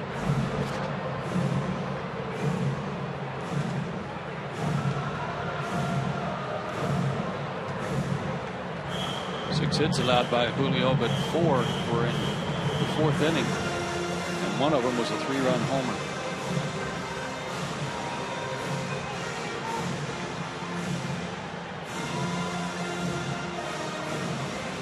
So what a day around the big leagues today. Atlanta has to win to have a shot to catch the Cardinals. Cardinals and Cubs are in a now 2-run game in St. Louis.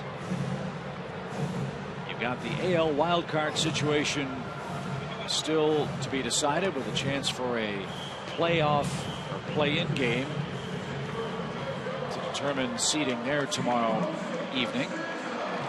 And we've had a no-hitter thrown on the final day of the season, the 3rd no-hitter of the season.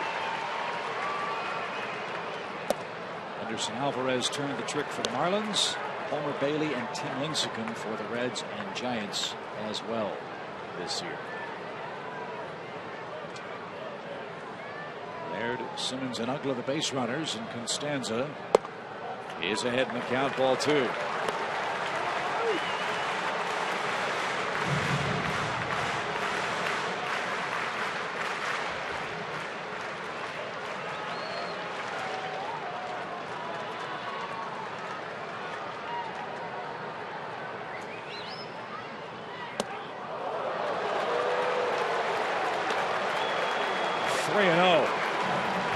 Strategy can't work if you can't throw a strike.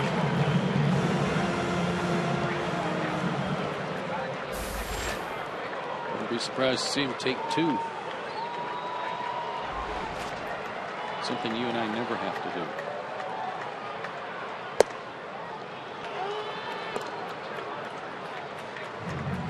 do. 3 balls and a strike.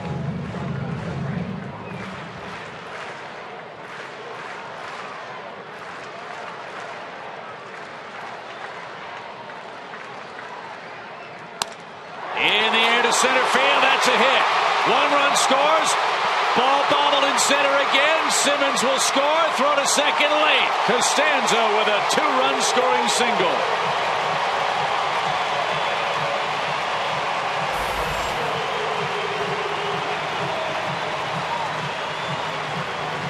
That's a big hit. He had a pinch hit single and scored a run last night when the Braves were trying to rally. Fought off this pitch inside. And another boot in center field by Hernandez. That experiment doesn't seem to be working too well, at least from a defensive standpoint. His 2nd error of the ball game, and Atlanta has extended its lead to 7-4. Ryan Sandberg is on his way to the mound. He'll take the ball from Ramirez. Atlanta with 11 hits, 7 runs, and still batting in the 5th. Back to Atlanta in a moment.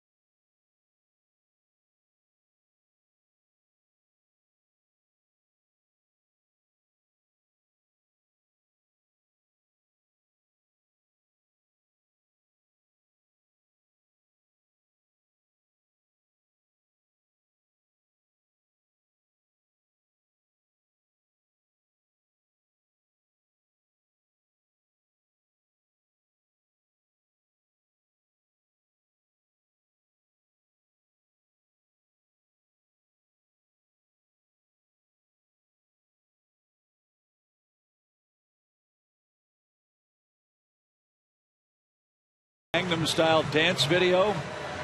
We always crack up when we see the kids do it at the ballpark. What's fun is to see the players watching it.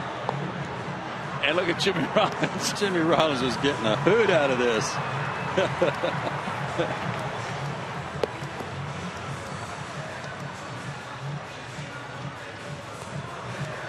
And the kids have always enjoyed that song when it's played here at the ballpark. So good to see some smiles on the final Sunday in Atlanta. Braves are smiling widest at the moment, leading 7-4 in the fifth inning. They've scored their 7 runs on 11 hits. Ramirez knocked out of the ball game. We'll tell you about the Phillies pitcher in a moment. Not good news from St. Louis.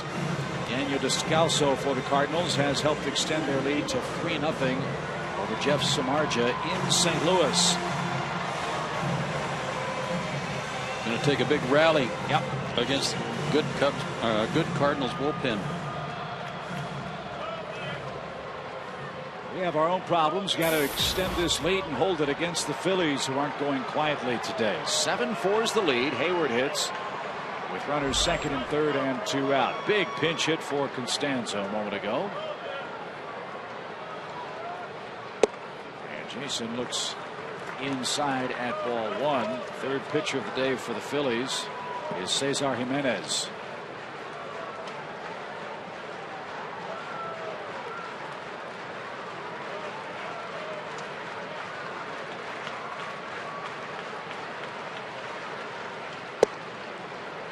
He's had some big league experience with the Mariners. And is auditioning for a job in their bullpen next year. Low 90s fastball, slider, and a good changeup. There's the change on a 2-0 count.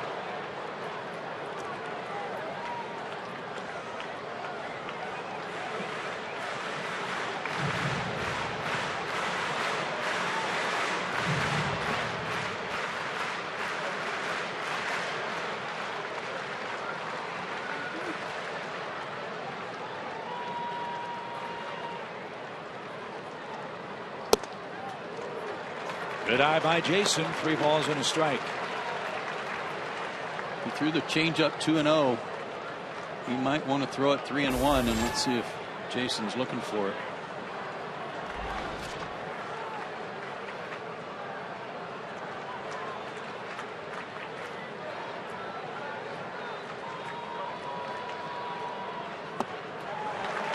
Hayward takes a walk with 2 outs.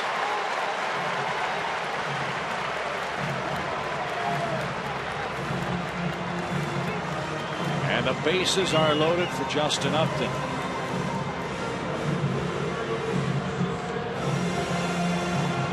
I've never seen anything like the start Justin was off to for the Braves in April. He had 12 homers that month.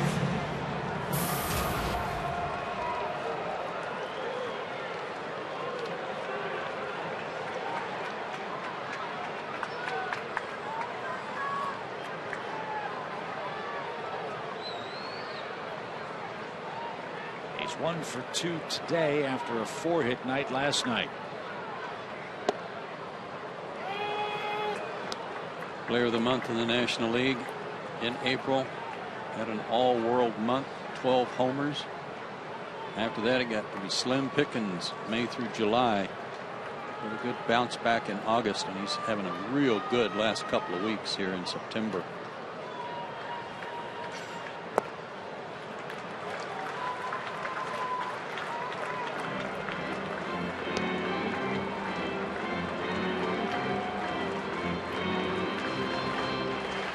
Five hits, 4 walks for Jason Hayward in this series, 4 runs scored.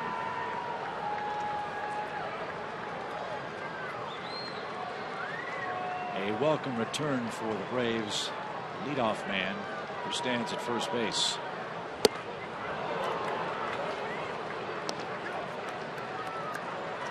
We've talked a lot about how young this Braves team is. Upton's a part of that. He does have playoff experience.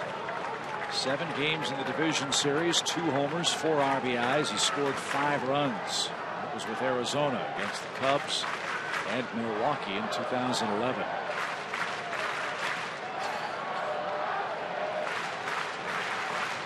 be a new experience for him beginning Thursday.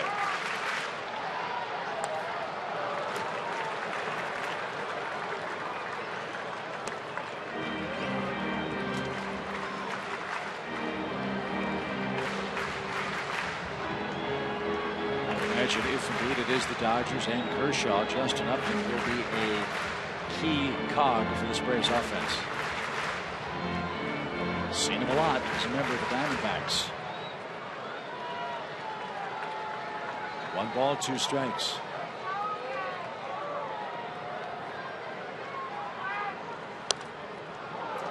Fought that off to stay alive. Yeah, that was nice.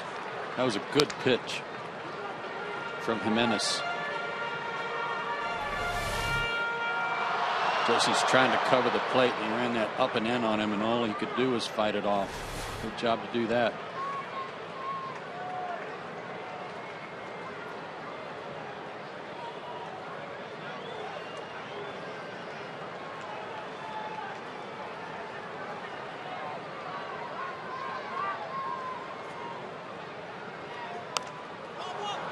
Popped up, foul ground, first base side. Franson won't have a play.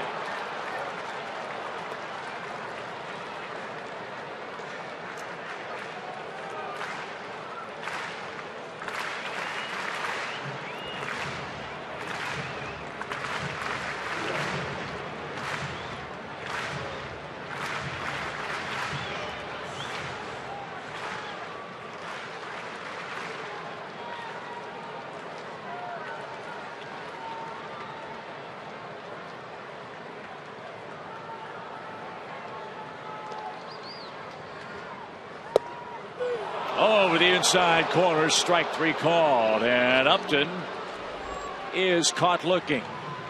The Braves pick up 2 more runs in the 5th inning, however, and they've extended their lead over the Phillies. We go to the 6th, 7-4 Atlanta.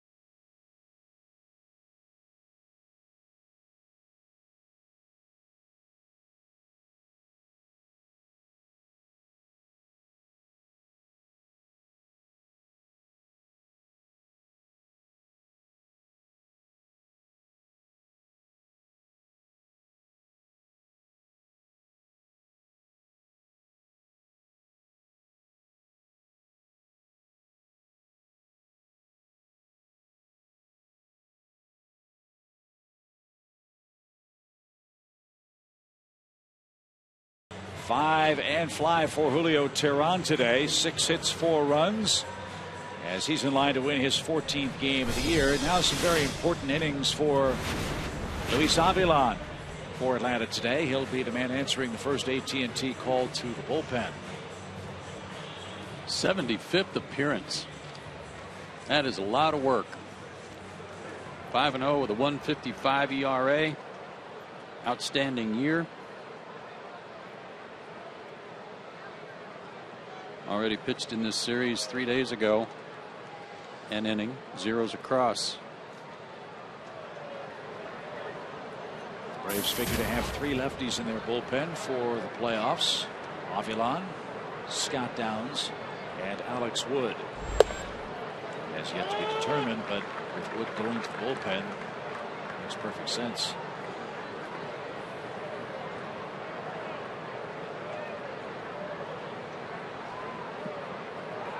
Chase Utley, Dominic Brown, and Kevin Franzen are the Phillies hitters due.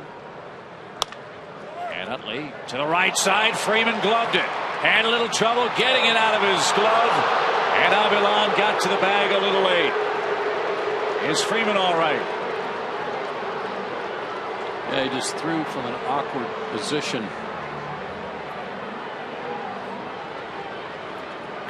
Made a nice stop. He just couldn't get much on his throw.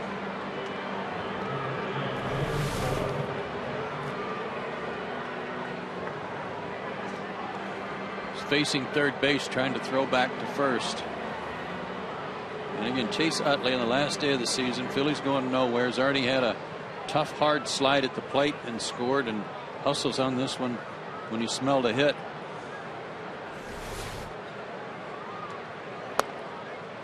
A pro's pro is Chase Utley. And he stands at first with his second hit of the game.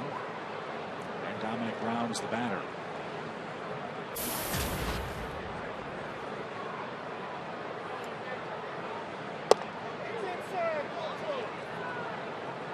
Toronto's going to make a game of it against Tampa Bay. 7-4 now up at the Rogers Center. The Angels are beating Texas early 1-0. That's Yu Darvish scheduled to pitch for Texas today.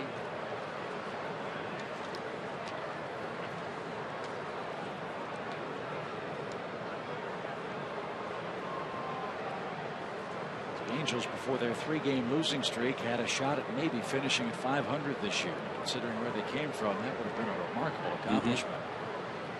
Best they can do is 79-83 if they win today. Popped up left side, long run. Elliott Johnson on the warning track. He can't make the play and goes tumbling down the stairs.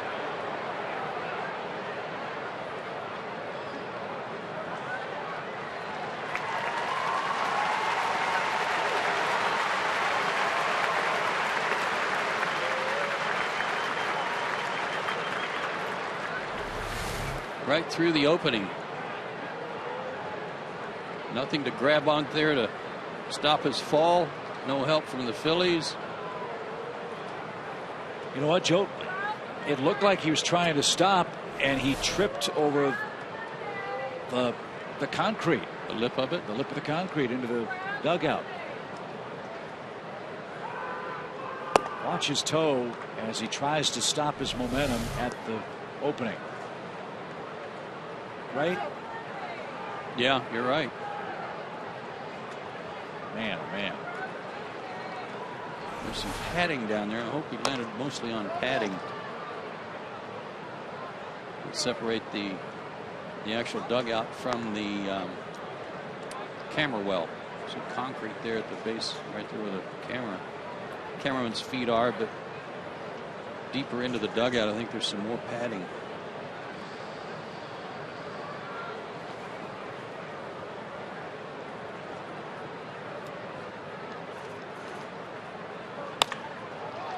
Double play ball.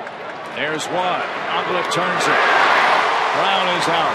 Utley is out. 2 away in the 6th.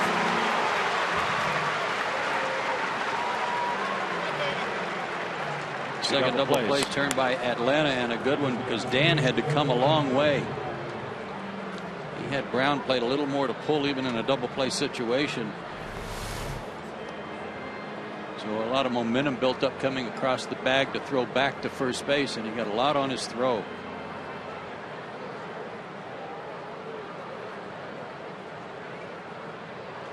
Very Mark Lemke-like.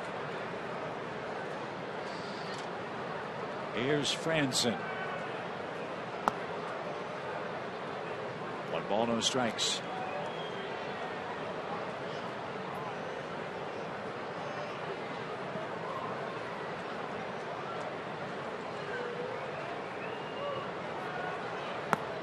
Cleveland's up 3-0 on the Twins. Tampa Bay 7-4 over Toronto in the 7th. Jays have runners in scoring position with only 1 out in that inning. Still 1-0 Angels.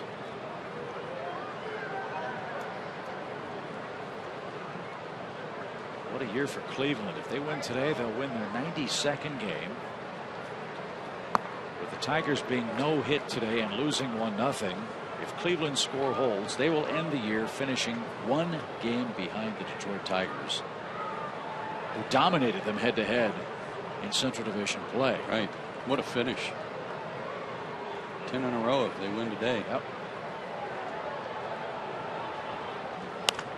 Popped up right side. Freeman. Ugla. It'll be Dan, and he's got it with 2 hands, and that retires the side. Freeman, Gaddis, and Laird are our Delta Airlines hitters coming up. The Braves lead their home finale 7-4.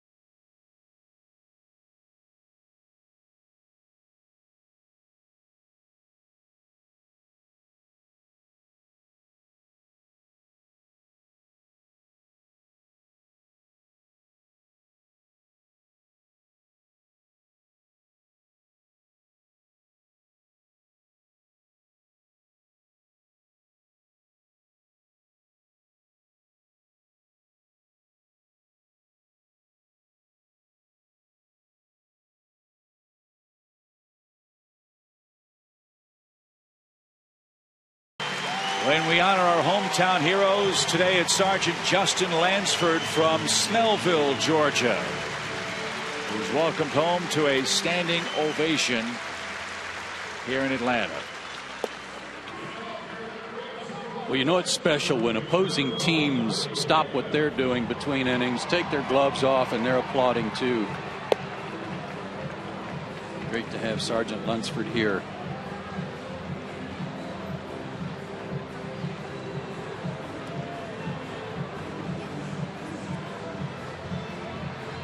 Back to baseball we go in the 6th with Freddie Freeman, Evan Gaddis, and Gerald Laird coming up.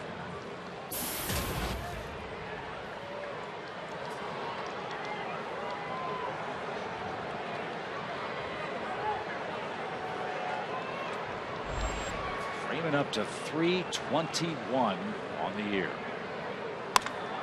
He hammers the first pitch towards center. Hernandez going back. He's still going back, and he hangs on to this one for the first out.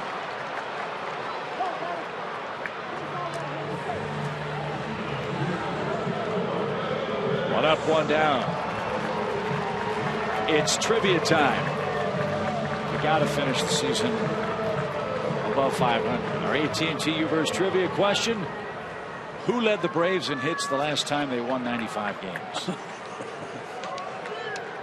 Come on. Okay, what year was it, Chan? I'll look up the year thing. Hang on. I'm told if I even look up what year it was, it would disqualify me from answering the question.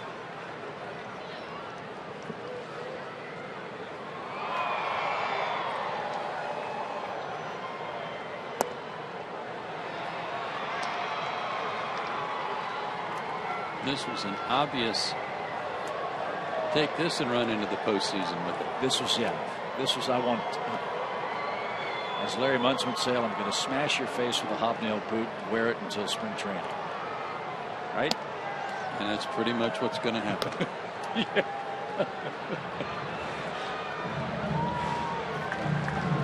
2 balls and a strike. All right, Chan, tell us what year we last won 95. That's all we need to know. putting all the pressure on Chan.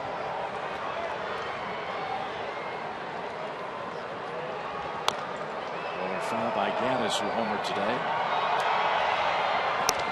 Chan. What are they going to do? Fire you? Take away your hot dog? God.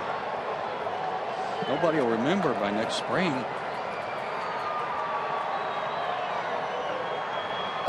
That's downstairs. A full count.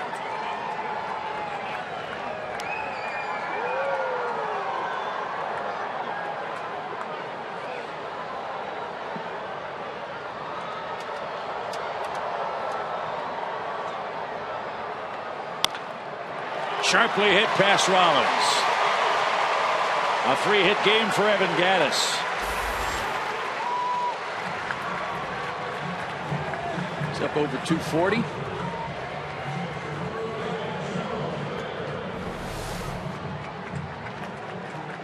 Off-speed pitch, weighted back nicely on it.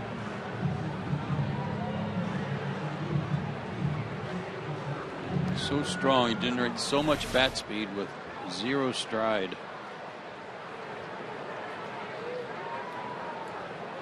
Loved his last at bat, Gerald Laird. For a surprise party at the Phillies, dropped a perfect bunt. And his flying feet earned him his second hit.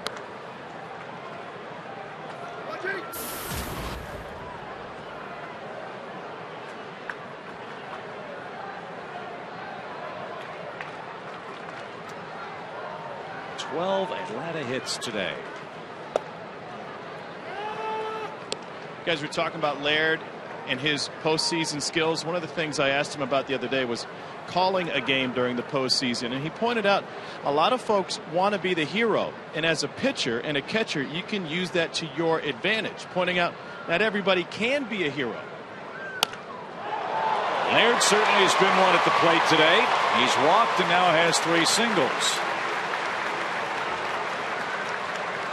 And I think it's obvious what he was saying. In certain situations there are guys who don't want to pitch to, but in others you can tempt hitters to take chances when maybe their ego gets the best of them.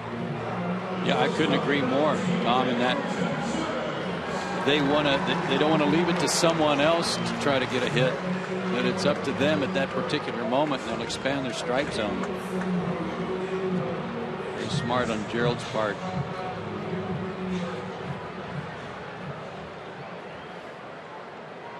So the Braves are threatening again, 2 on with 1 out.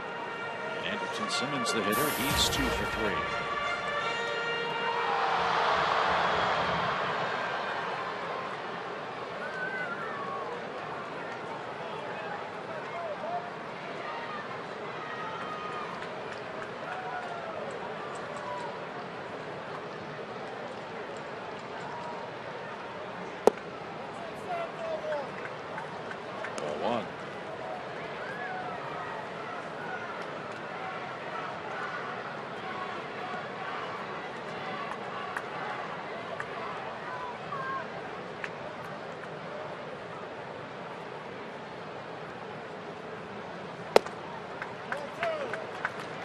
Something else I'm really excited about is that fans around the country will have an extended chance to watch this kid play shortstop.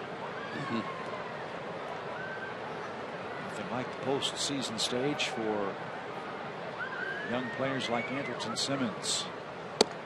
Earlier in the week we showed you what Andrew Jones did in his first World Series game and how that launched his career. I don't have any information on when the games are going to start, but you'd figure if the Braves do play the Dodgers, that's probably going to be a prime-time game. To get the LA audience as well? Yeah, one would think. 3 balls, no strikes. He had the green light. Fouled it back, 3-1. Here's an oddity. If there's going to be a 3-way tie in the American League for the wild card, Cleveland was going to be the host city for the first round because of their combined record against Texas and Tampa Bay. But if there's no play-in game, no tiebreakers, and it's just Cleveland and Tampa Bay's the home site because they had a better record one-on-one with Cleveland. Interesting how that works out, right? Jimenez walks Hamilton, and Rich Doobie is on his way out. As Elliott Johnson will step into the batter's box with the bases loaded and one man out. Big crowd on this final home Sunday. Haven't gotten the attendance figure, but the Braves might be pushing 40,000 today. Our thanks to them for a wonderfully attended season at Turner Field, and our thanks to our friends at Delta Airlines, the proud sponsor of the Atlanta Braves. They're taking great care of us during the regular season, and they'll be taking great care of the Braves as they jet off after the first 2 games of the playoffs that will take place at Turner Field beginning Thursday. How about the great job our camera operators have done for us all season long, bringing everybody such great shots, being on top of all the action. I want to thank each and every one of them for their good work this year, home and on the road. Outstanding, guys. Great chance for Elliott Johnson to add to the lead. It's 7-4 Braves.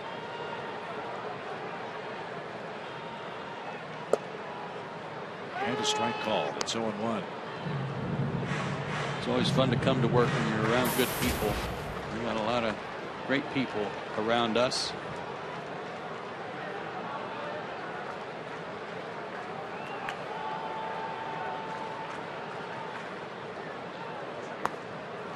That one gets away from Kratz. Gaddis is going to try. Throw to the plate. Late.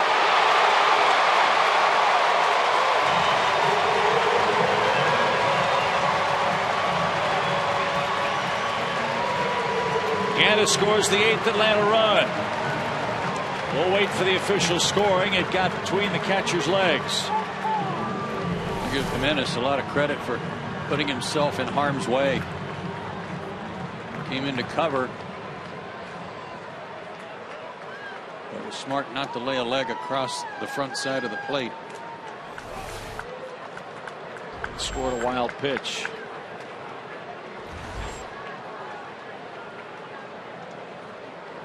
Now the infield for the Phillies is in again. 1 ball, 1 strike.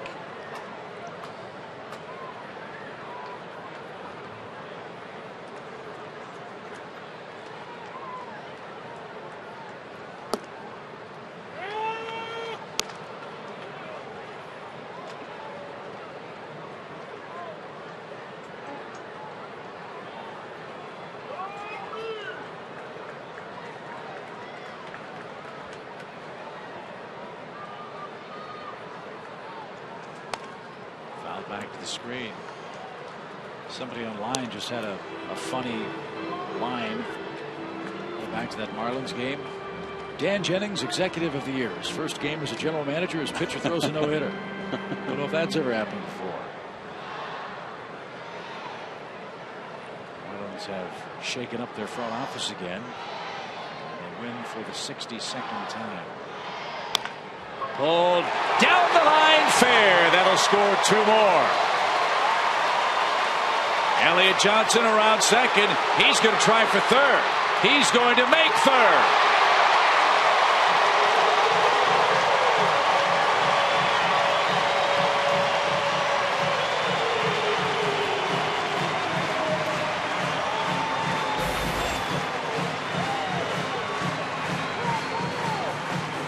Second and third RBIs of the day for Elliott, and whatever happened to him when he fell into the dugout over on the Phillies side sure didn't affect him on his trip around the bases. It's very rare to get a triple into the left field corner. The throw back to third base is so short, but he never hesitated.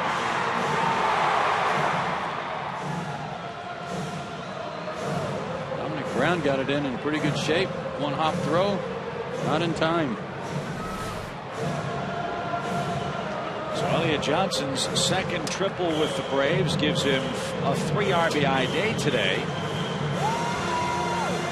And the Braves are thumping the Phillies 10-4 in the 6th inning. And Ryan Sandberg will manipulate his lineup card and bring on a new pitcher. We'll tell you about all the defensive changes for the Phillies when we come back in a moment.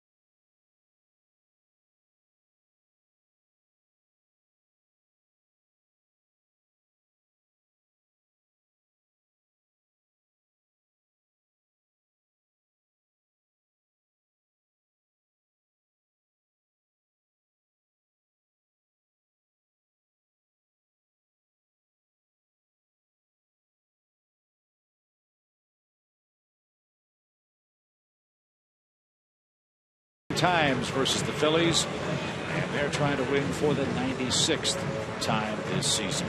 It's been a fun year here at Turner Field, where Braves baseball on Fox Sports South is presented by Academy Sports and Outdoors. The right stuff, the low price, every day. Changes for the Phillies. Michael Martinez will enter the game and play left field. He'll bat ninth. And Justin DeFreitas is in his 58th game this season. Low 90s fastball, slider, and a split finger pitch. Good opportunity here for Dan Uggla. Infield is going to be in. Runner at third, less than 2 outs, and a chance to get another run in.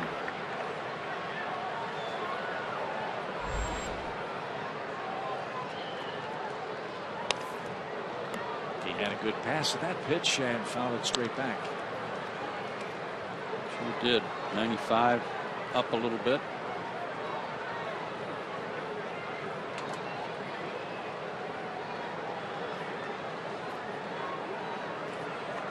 Braves are 5 for 9 with runners in scoring position today.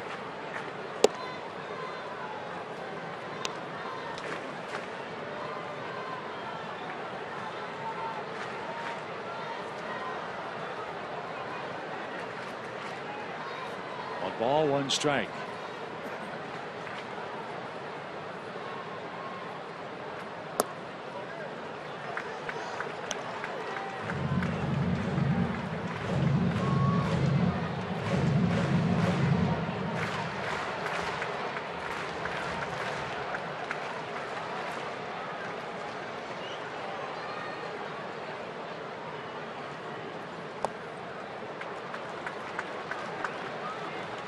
Keen eye by Uggla. 3-1 the count.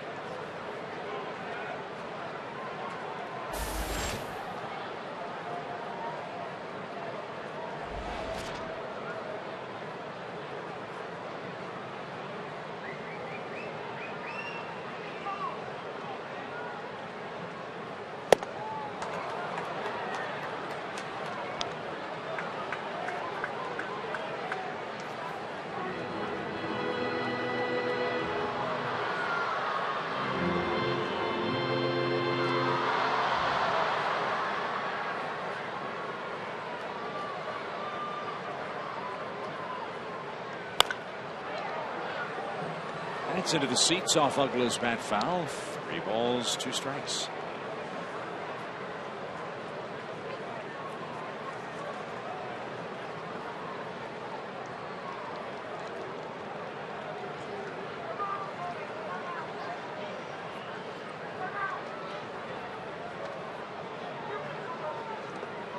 And Dan walks for a 3rd time today.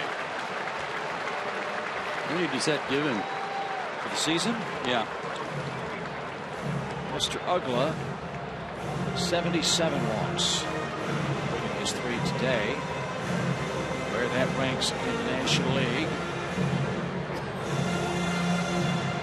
He would be 1, 2, 3, 4, 5, 6th in the league behind Joey Votto, Shin-Soo Choo, Goldschmidt, McCutchen, and Anthony Rizzo of the Cubs.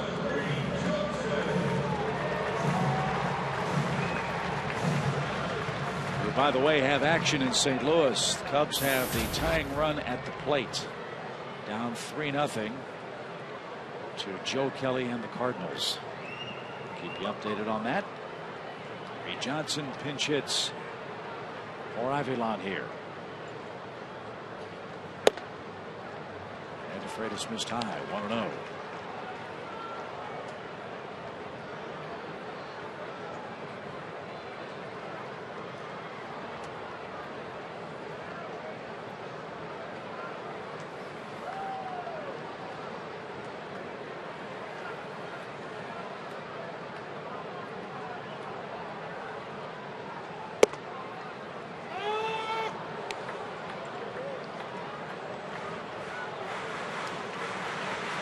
Johnson potentially a hugely important contributor for the Braves in the playoffs.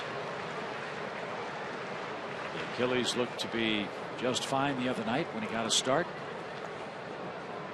His 3 at-bats, played left field. Apparently had no problems. Might be back out there defensively after this inning. Pitch pop back toward us. So one would assume that since he appealed that 1-game suspension, that will carry over into 2014, right? In terms of whether or not he actually wins the appeal or has to serve it.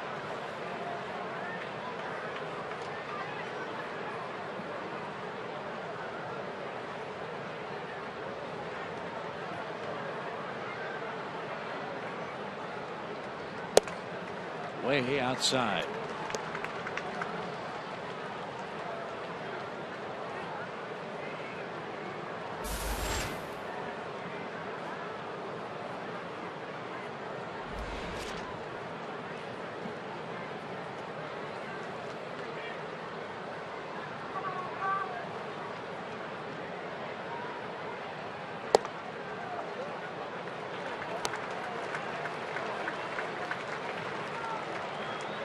Well, last night the Braves had a bunch of chances to score and couldn't do much until the 9th inning.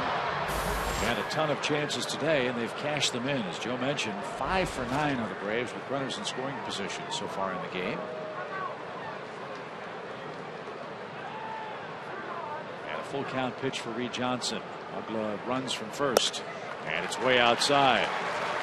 Good at bat. Behind in the count, worked it for a walk. That's 8 walks they've received today.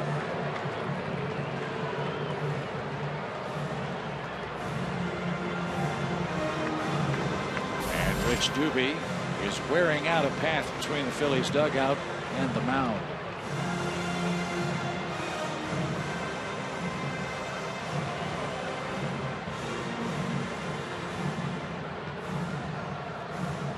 Well, it would be an interesting conversation to hear. It's not like he's out there to say, you know, let's work on something for your next outing. Maybe saying, you know, candlesticks would be nice. Yes, could be.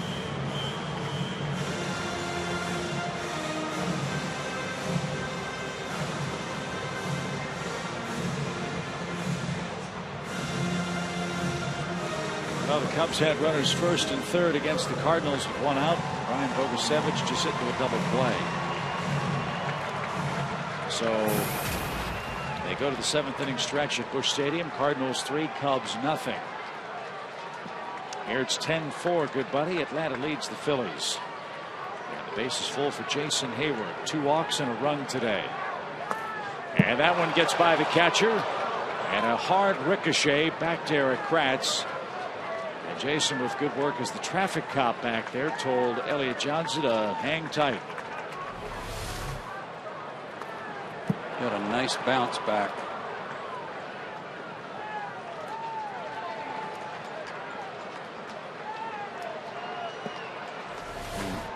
Chan just helped me with my math. It's 9 walks, counting 1 intentional.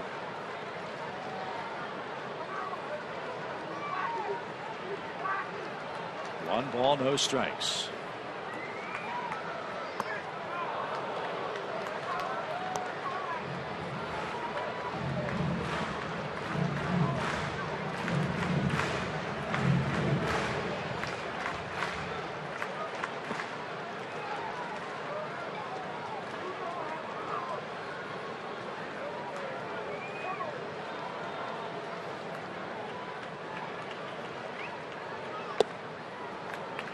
How about the Braves today, putting up an early offensive benchmark for the Falcons? They play later tonight.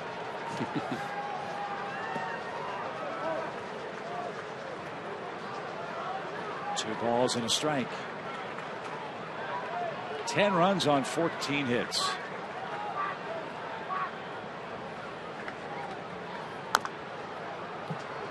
Now it's 2-2.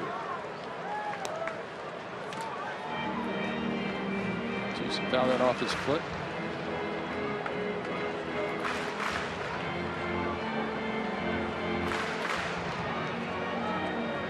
Walking around and taking his time like he did.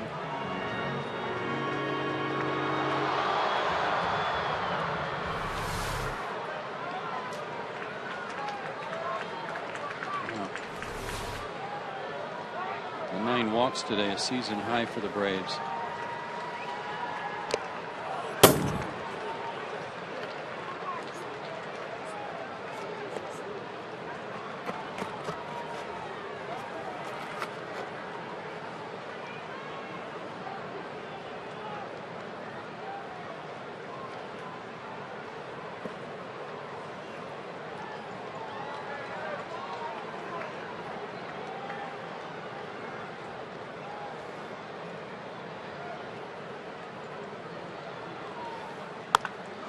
Scalded foul.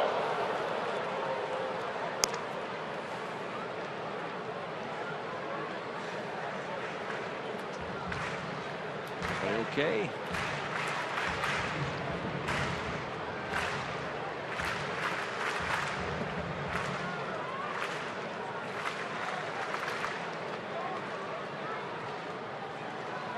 Long inning for DeFreitas.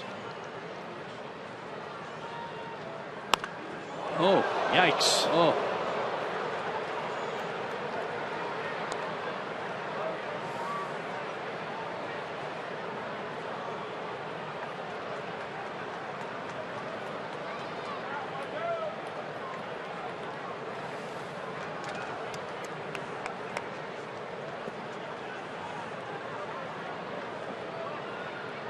The Phillies have thrown 40 pitches this inning. Hayward grounds number 41 to Rollins, who bobbled but recovered and started the double play. 3 runs across in the Atlanta 6th. The Braves winning their home finale in a big way. 10-4 your score.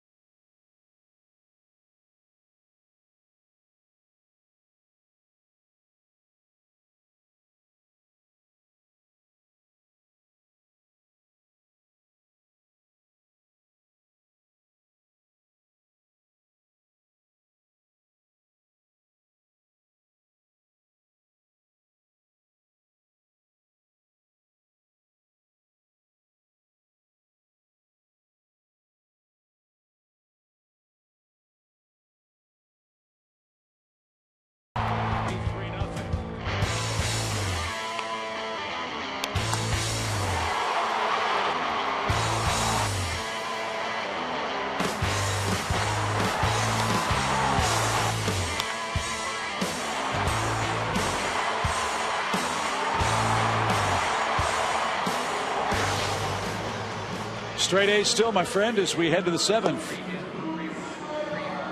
Can't do any better than that when you've only got 4 spaces. Those guys ball had good days. Gerald Laird 3 for 3, 3 runs scored, including a bunt single hit. Anderson doubled off the center field wall. Gaddis dropped one over the left field wall. Freddie Freeman has pushed his average up to 320 here on the last day of the regular season.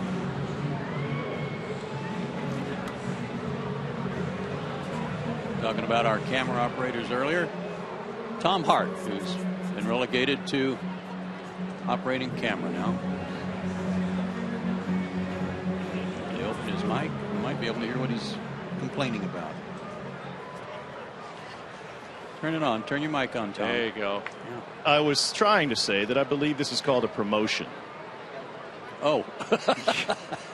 Well, let's see what kind of work Tom does. Jerry Krause always in focus. Tom working. Not bad. Soft focus, Tom. Freddie Galvis, the hitter. And pops one out towards second. Jerry. Yes. Action on the field. Jerry's like, give me the camera back.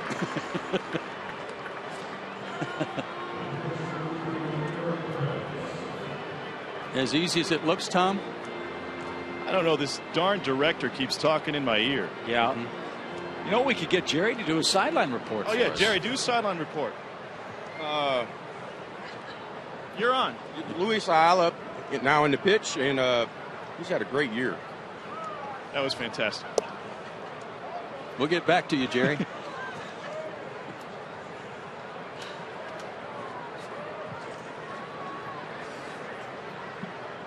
One out for Eric Kratz. He touched off a 3-run homer.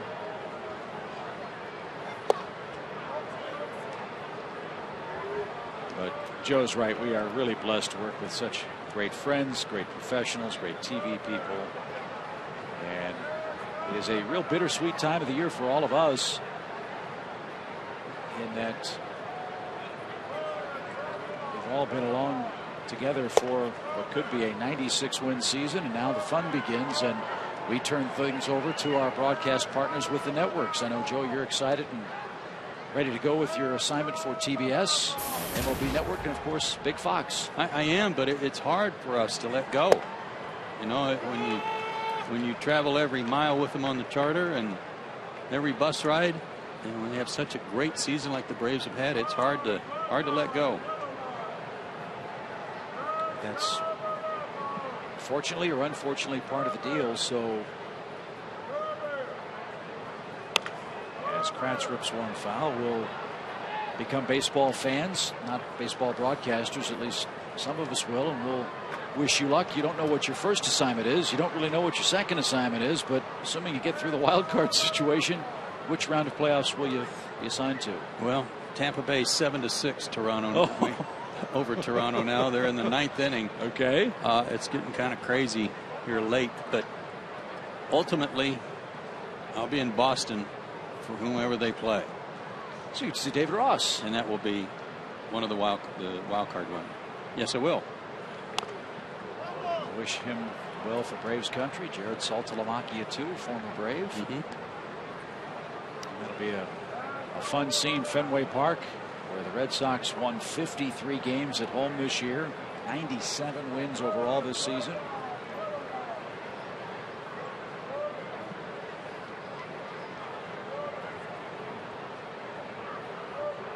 Full count to Kratz. And he lost him. Kratz aboard with a 1-out walk.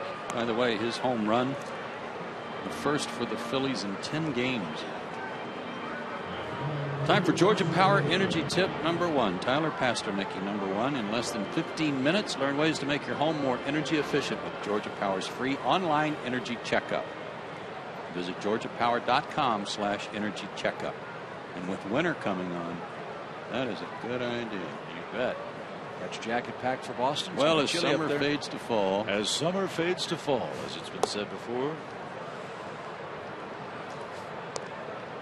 Those foam cowbells in Tampa Bay ringing loudly. Chip Facenda. Yes. 1 ball, no strikes. The count to Roger Bernardino, who's hitless today.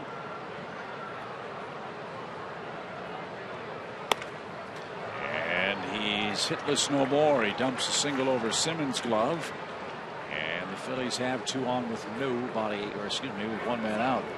We have so many good people that do a lot of good things, but we've got a core of people that travel with us all season long. And I'm thinking of David and Eric, Brandon, Ty, guys that you don't see on camera, but do yeoman work for us in a lot of different capacities. And of course, we have our directors, Gary Lehman, Mike Miller, who are fabulous. Gretchen Keeney, who gives us all kinds of grief with the trivia question. A ridiculously difficult trivia question. But he's there every step of the way. Likewise, our producer Joe Vincius and Brian Woodrum, who produced a lot of games for us this year too.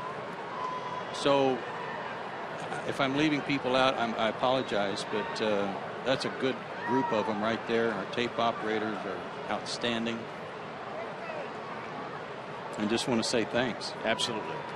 Couldn't say it better myself. I want to forget the lovely ladies that we work with in the broadcast booth as well. Our stage managers, Val, and Allie, and Karen.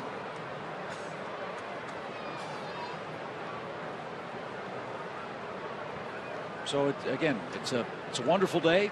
The conclusion of a season that began with so much promise back in Orlando in spring training when we did our season preview show. We talked about and wondered about what we would see unfold, and in many ways what was expected to happen did happen for the Braves. And what makes a good season great is the great number of unexpected things that worked to the Braves' favor this year. As Michael Martinez hits one to right field that Upton catches. Kratz will tag up at second and move to third with 2 outs. And by those things I mean the emergence of Avilan out of the Braves bullpen after Eric O'Flaherty and Johnny Venters went down. Another 50 save season for Craig Kimbrell. A 50 save season for Craig Kimbrell. Alex Wood stepping off the campus of the University of Georgia and pitching big games, big innings in big situations. Freddie Freeman's MVP worthy year for the Braves. Simmons' Gold Glove year at short. Brian McCann coming back from shoulder surgery, healthy and powerful. So just a few of the stories. I want to get back to our people. We'll go right ahead. Yeah, I do. I mean, I want to brag on these people because they've been so good all year, and we don't really talk about them enough. But like our stat guys, Laser Baker and Chan Artsaw, who's here today, Drew, who filled in admirably.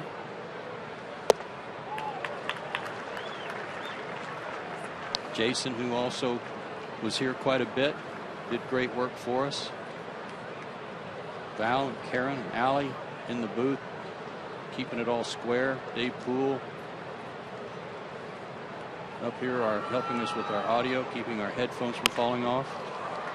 Very important thing to keep track of is Hernandez singles to center, and that'll bring home Kratz with a 5th Phillies run. It's now a 10-5 game. Hernandez had a nice offensive series. A little trouble with the glove in center. But after a 4-hit game yesterday, he has an RBI hit here in the 7th. And that is going to end the afternoon for Luis Ayala. A walk and 2 singles. Ayala works 2/3 of an inning, and the Braves go deeper into the bullpen. Alex Wood was loosening. He'll enter next.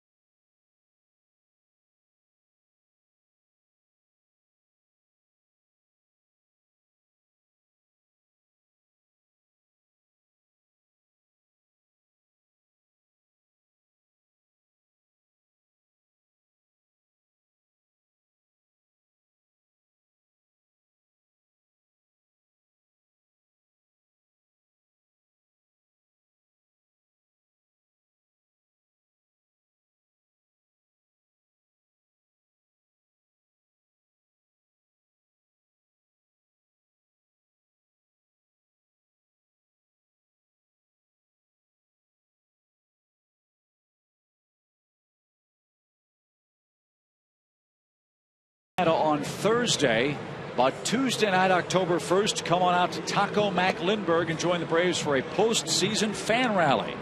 Meet Braves alumni and the Braves Tomahawk team and win great prizes like Braves autographed merchandise. Join us this Tuesday night from 7 p.m. to 9 p.m. at Taco Mac Lindbergh. For details, visit braves.com/rally. Alex Wood grabs the ball. He'll come on to face Jimmy Rollins. Chase Utley waits on deck.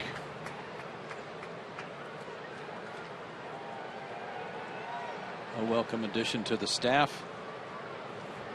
Got a few innings under his belt at the beginning of the year in the minor leagues and has really pitched well at this level.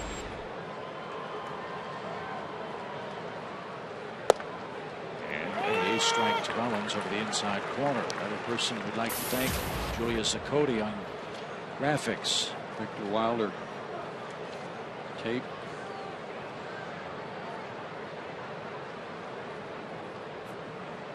Nothing in one, the count. And Wood paints another corner. Rollins wasn't sure about that. 0-2.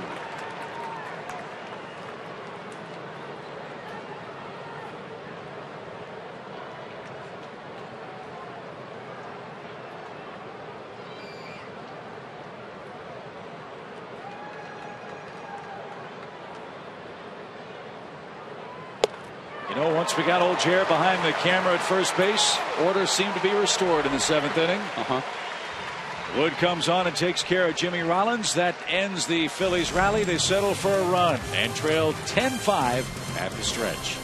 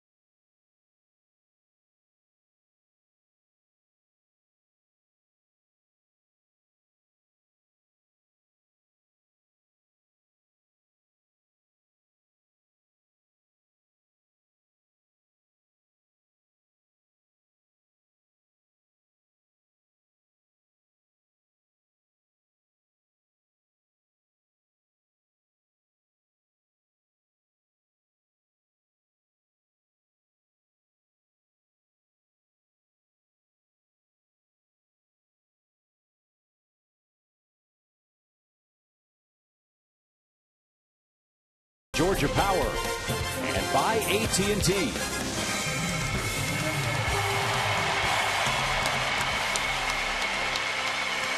Seventh inning, Atlanta 10, Phillies 5, home finale for the regular season. Let's take a trip down memory lane and go back to 1992. A postseason memory that will forever be remembered in Atlanta. Swung line drive down the left field line, curving foul into the seat. A lot of room in right center. If he hits one there, we can dance in the street. Swung line drive left field. One run is in. Here comes Green. Here's the throw to the plate. He is safe. Braves win. Braves win. Braves win. Braves win. Braves win.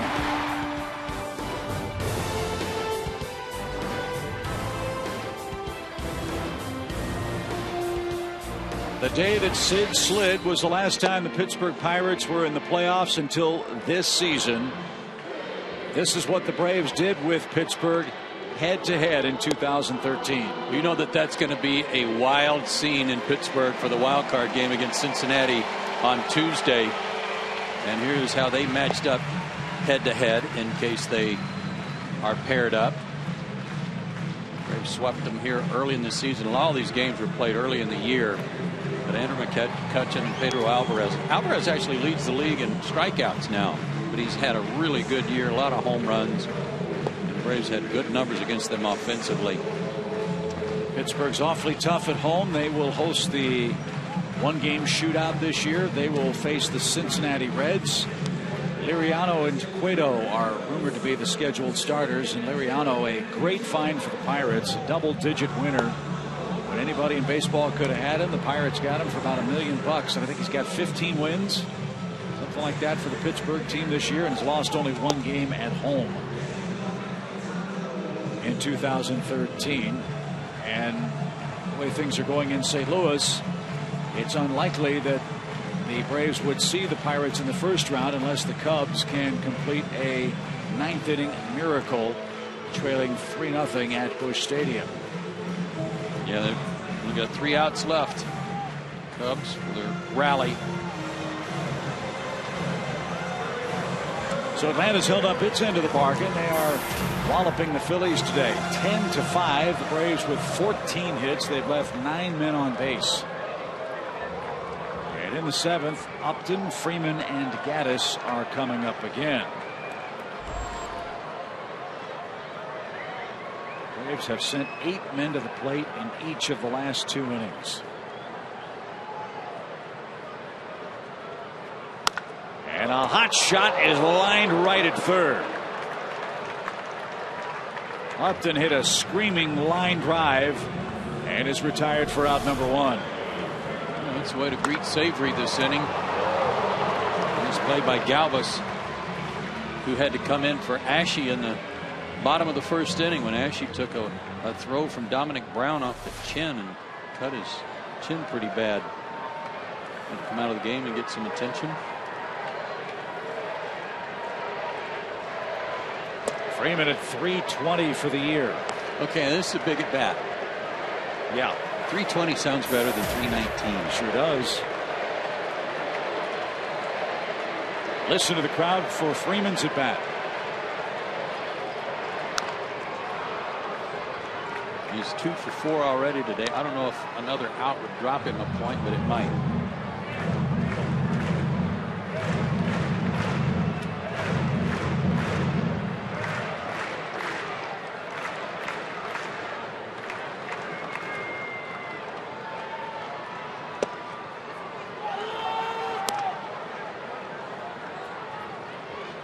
One ball, 2 strikes.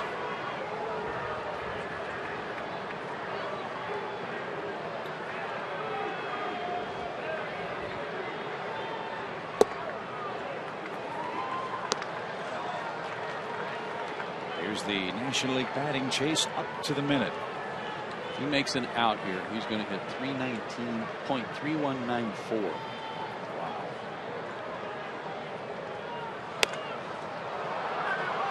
Popped up to short, and that is the second out of the inning. What a year. Indeed. 23 and 109 and a 319 average. Wow. And hit about 378 in September. Tampa Bay beat Toronto 7-6. So they held on. Texas now leads the Angels 2-1. Cleveland 5-1 in the 8th. So if Texas wins with Tampa Bay winning, there's a game in Dallas. Is that what? That's correct. Excuse me, in Arlington. Mm-hmm. Okay. We have a 1-game play-in game between the Rays and the Rangers. If the Rays win, the wild card will be in Tampa. If the Rangers win, I have no idea where they play the Indians. I'm going to guess in Cleveland. You know, you just get a room at the airport, wait for the call. Mm-hmm. Evan Gaddis bats, 1 ball, no strikes.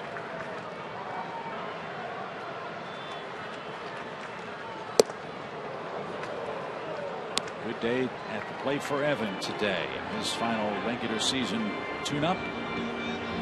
3 hits, 2 runs, a homer, and 2 runs batted in.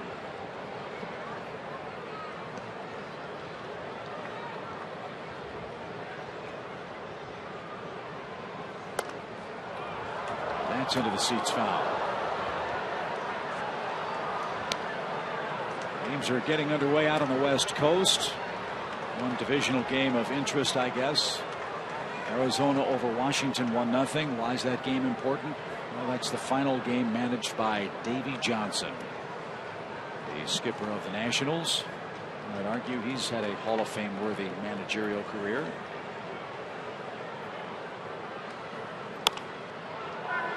And today is his final effort as they battle at Chase Field in Phoenix. Gaddis pops out. The Braves retired 3 up, 3 down in the 7th, and we head to the 8th with a 10-5 advantage.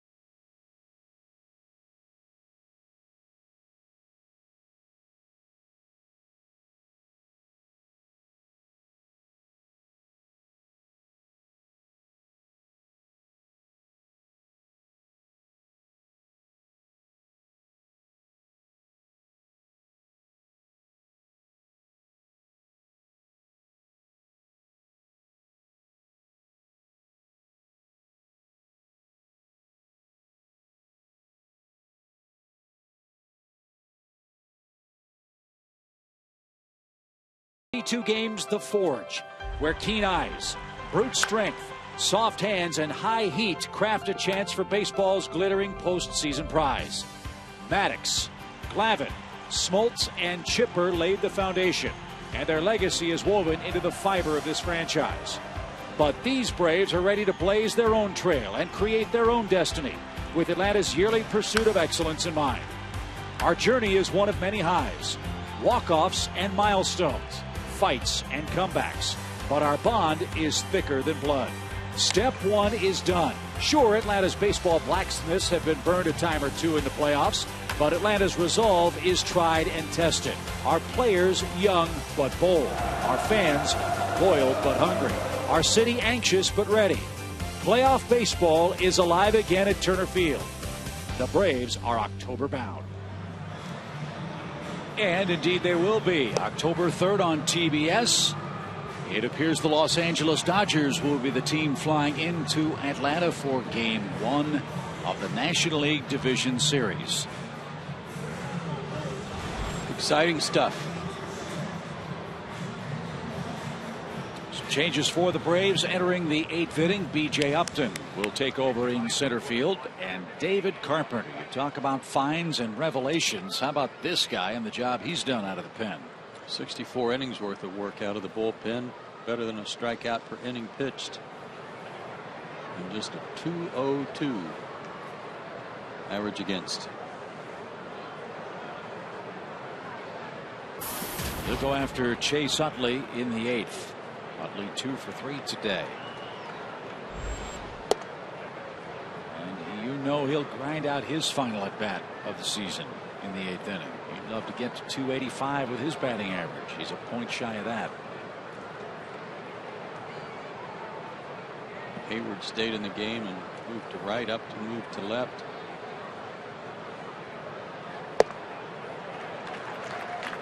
And an even count.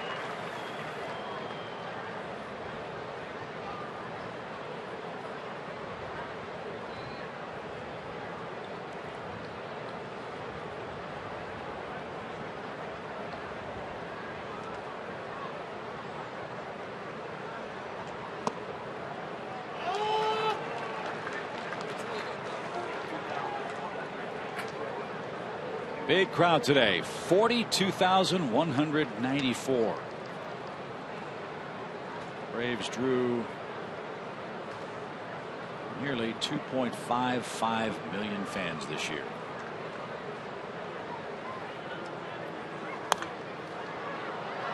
Got to play foul, 1 ball, 2 strikes.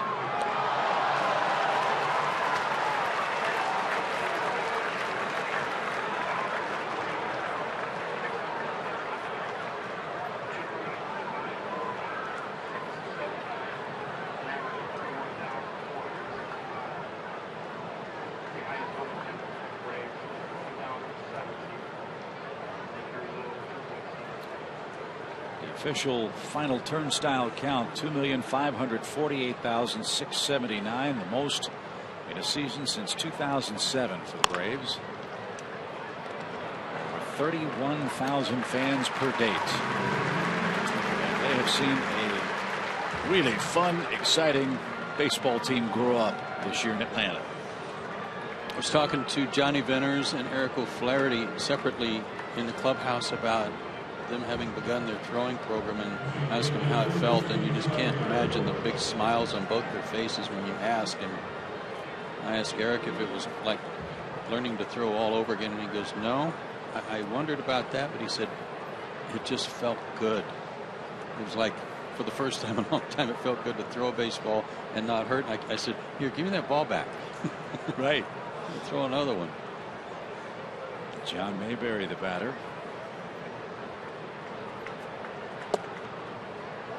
He takes ball 1.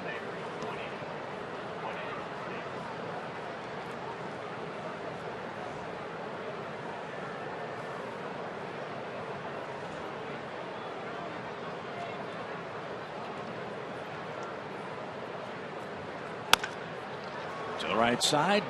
That one's kicked by Ugla. And Mayberry's aboard with 1 man out. It's an error on Dan. First error of the day for the Braves. They will go to the 9th inning in St. Louis now, where the Cardinals enjoy a 4-run lead over the Cubs. I don't know if the Cardinals will use Mujica or Rosenthal to try to finish off their game. Mujica has really hit a rough patch for St. Louis, and there was some talk in the newspapers in Cardinal country that Mujica might not be on the roster for the first round. Yeah, that they might rest him and hope that things worked out okay, because they've got some depth there with the likes of Rosenthal.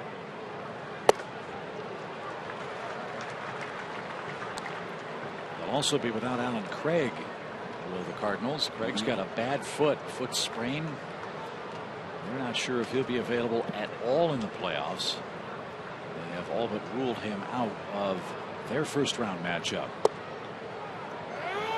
And isn't it interesting that it appears the Cardinals, who've played 19 games each against the Pirates, 19 games against the Reds, are going to have to play them in the first round, one of those teams, for the right to advance against either the Braves or the Dodgers.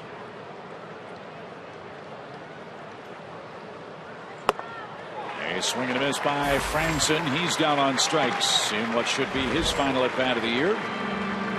2 away in the 8th.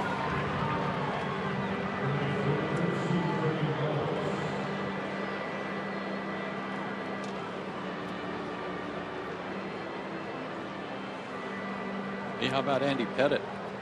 His last major league start in Houston, where he makes his home and fired a complete game victory yesterday. No, Mariano Rivera's not going to play center field.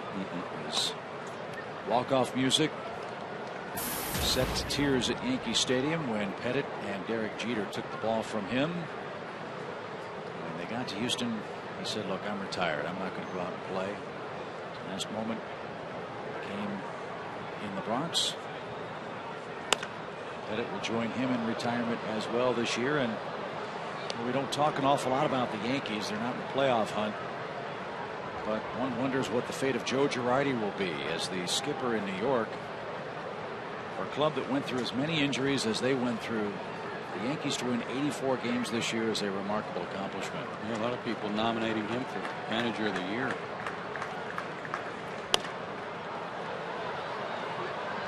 Swaim will find out his fate as Cubs manager probably tomorrow. Theo Epstein, when we were in Chicago a week ago or so, had said he hasn't decided whether Swaim would be back or not. Eric Wedge has already announced his resignation from Seattle. It's effective today at the end of their ball game. So the search in Seattle will begin.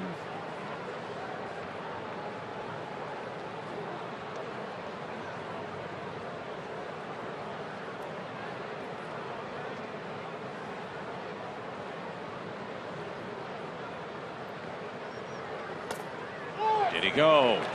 Yes, he did. Freddie Galvis is struck out. Pair of strikeouts for David Carpenter. And the Braves come up in the last of the 8th inning, still ahead 10-5.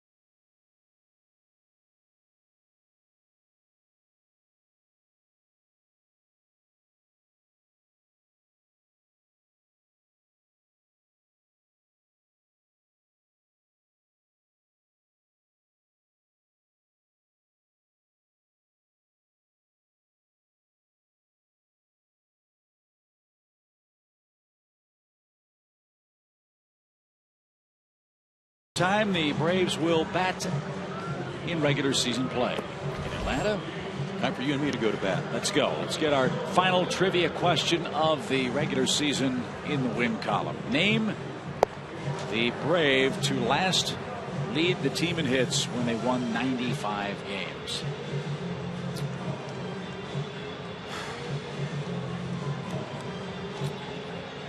So last night it was Marquise Grissom with 200 hits, right? Yeah. I'm going to say Marquise Grissom. I'm with you. You're not going down the no lane again, are I'm you? not. I'll say Chipper Jones. is my guess. I'll say Chipper.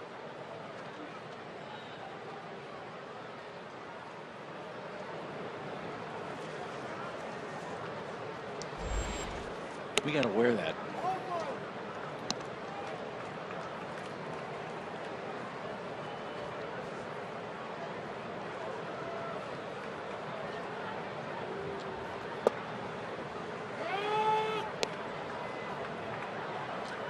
Here's Gerald Laird.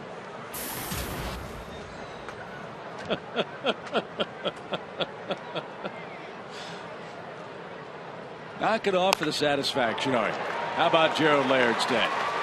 Check him out, folks. 4 singles and a walk today for the real G Money.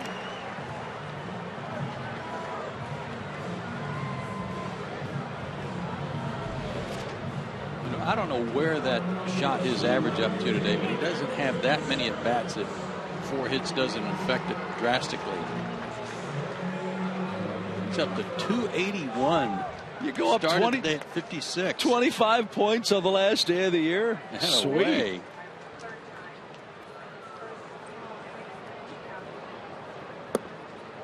By the way, the last time the Braves won 95 games was 2004. J.D. Drew edged out Rafael Furcal, who had 1 hit less. That is a fair ball down the third base line and off the glove of Galvis. The throw cut off by Rollins, and Braves runners are at second and third. By the way, Tyler Cloyd is pitching. We all know how Cloyd's day began the other day. He gave up 7 runs in an inning plus. His last 4 starts, Tyler Cloyd, 14 innings, 33 hits. We start over. 14 innings, 33 hits, in case you didn't hear me. Is that 33? 33. 24 earned runs. And the batting average against him before this inning was .452. Wow.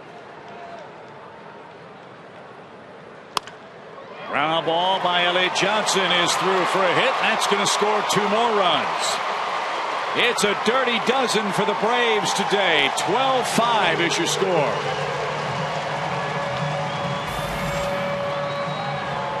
Elliott Johnson's knocked in 5 runs today. He had 5 in total as a Brave entering today's action. That's quite a day.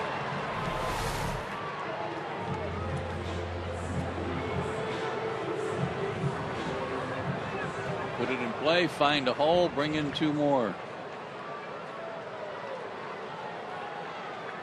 12 runs on 17 hits.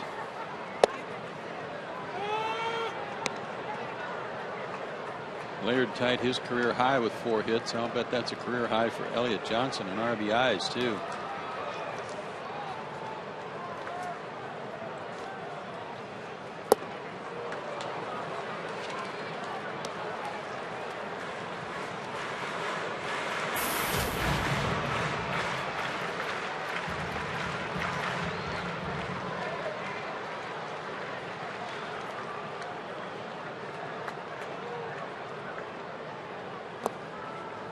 In the dirt, 1 ball, 2 strikes.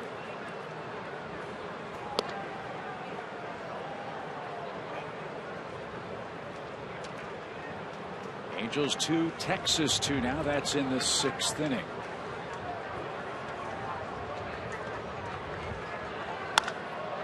Wood drives 1 in the air toward right center.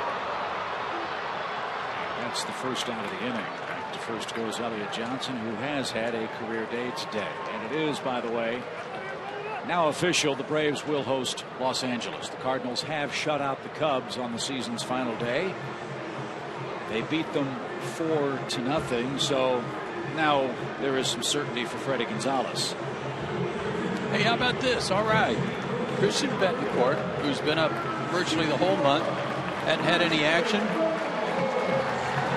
And he's going to get his first big league at bat. That's great.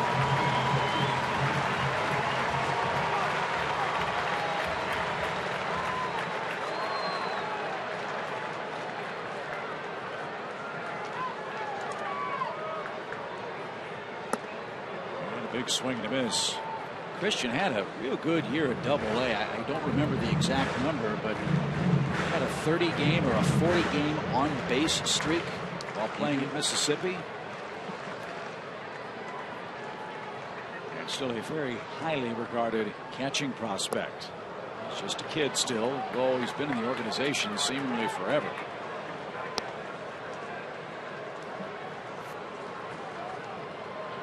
Good look at Christian Betancourt. Those his numbers this year at Double-A.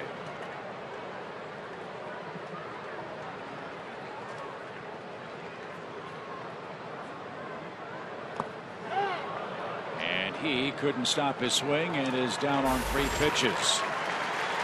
But he's in the show. He's in the baseball encyclopedia. His first big league at bat. Now there are 2 out. Listen to the fans applauding for him too. They all know who he is. As Braves fans do their homework. They know who the up and comers are, and nice that they appreciated him getting in at bat here.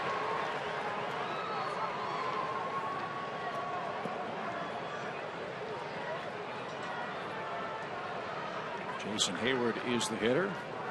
I can only imagine that for young Christian Bethancourt, that at bat that maybe took a minute must have gone by in about 5 seconds for him.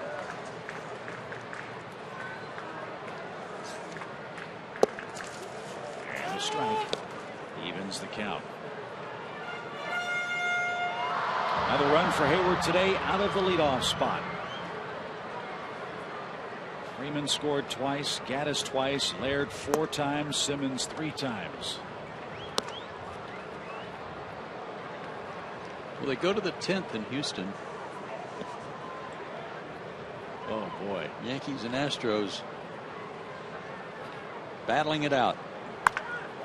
There's a bullet hit right to first.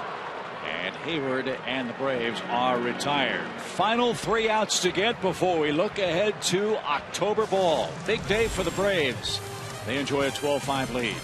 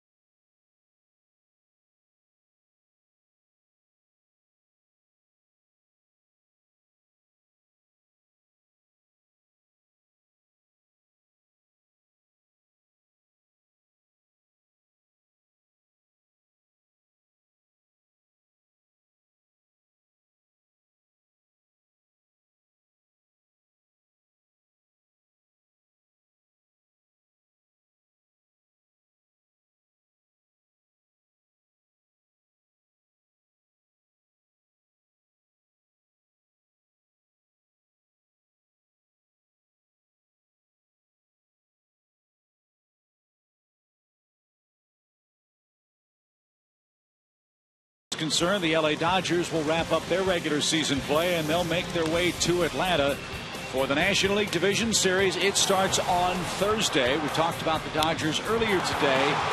An intriguing matchup for Atlanta, they're going to have to deal with Clayton Kershaw, a man that they haven't seen in 2 seasons. They're going to have to deal with him in the playoffs and some other very talented members in that Dodger starting rotation. They're good. They're good. They've played real good baseball in the second half. Kershaw, probably the odds-on favorite for the Cy Young Award, but Greinke's pitched actually a little better than he has over the last 6 weeks or so. Zach's been outstanding. For you, a left-hander is going to be a guy the Braves haven't seen a lot of, but 2 starts against them this year, no decision. So the Braves have a little bit of a report on him. And then for the Braves, you got Medlin going in game 1, and he's as hot as anybody. Month of September, Chris Medlin had an ERA of 1. And was undefeated. So while the Braves disappointed they don't have home field advantage throughout the playoffs, they've got it for the first round. And if they win against LA and St. Louis loses, they'll have it for the ALCS or NLCS too. So one step at a time. Let's finish off the Phillies. Let's look forward to Thursday. Let's look forward to a clean inning for Craig Kimbrell, who's had another remarkable season at the end of the Braves bullpen.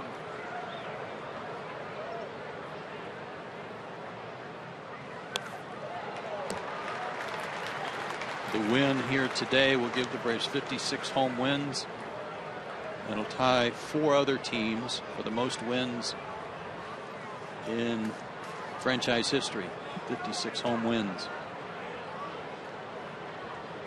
Everybody on the top step of the dugout watching Kimbrell do his thing in the 9th.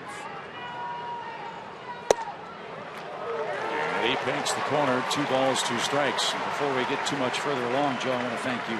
Another great year. It's such a treat to work with you. And learn so much every single day about the game from a player's perspective, and you're a dear friend and a joy to work with, and I wish you and Brian Anderson, Smoltzy, all the best with your playoff series wherever and whenever it begins. Thanks, Chip. I feel the same way. It's been a lot of fun. We've had a lot of laughs. We've had a lot of good things to talk about all year. That's been the good thing. And when you are together as much as we are for a 6-month period, it's nice to be alongside friends. So cheers to you, and we'll get together in spring training in Orlando, if not sooner. Full count now to Eric Kratz. I want to thank our big bosses too at the office here in Atlanta, Jeff Genthner, Randy Stevens, Rowan Backfish, for their help, their support. Couldn't do it without those guys at the helm at Fox Corporate here in Atlanta.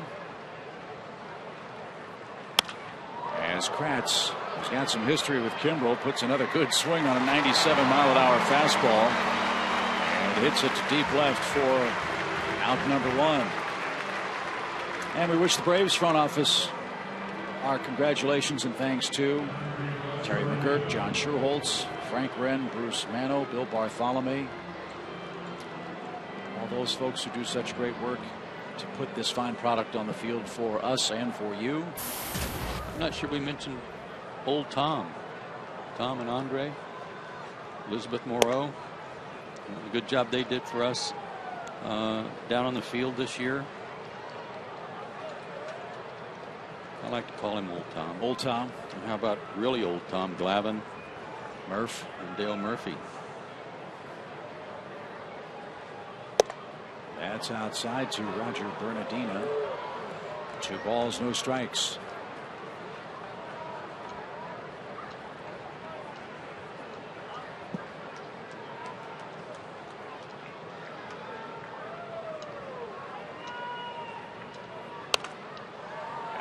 Play now, 2 and 1 your count.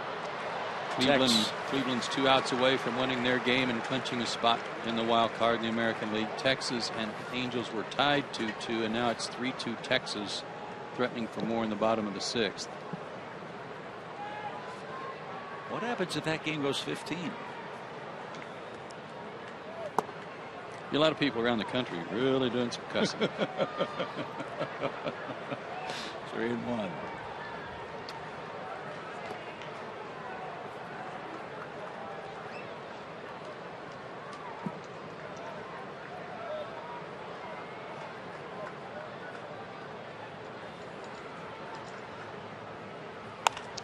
Popped up.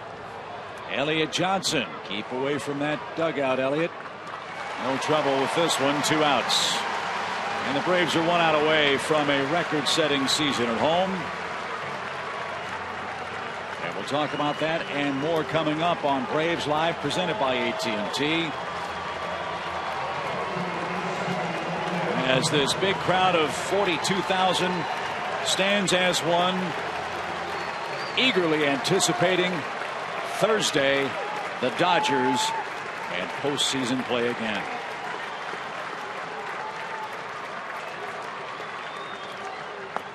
Ball 1.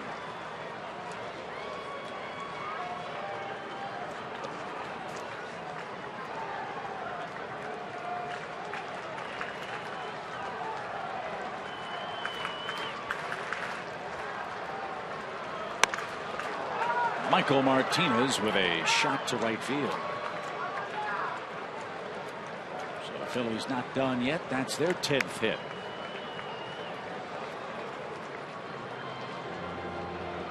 Rough year for the Phillies. But we will wish them well in the offseason.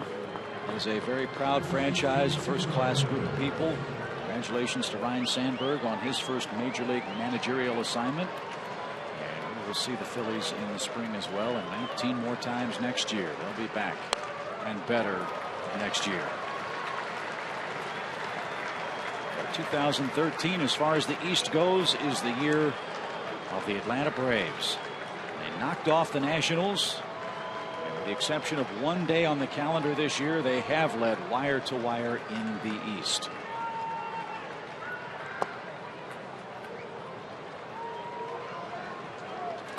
Braves had a brilliant 12-1 start. They had a 14-game winning streak. They've been dominant at home.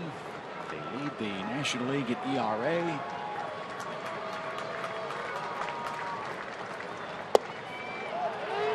Martinez will take second on defensive indifference.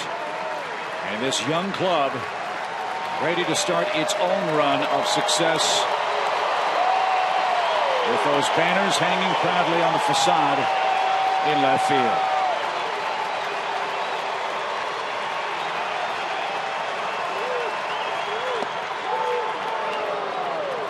Two balls, two strikes.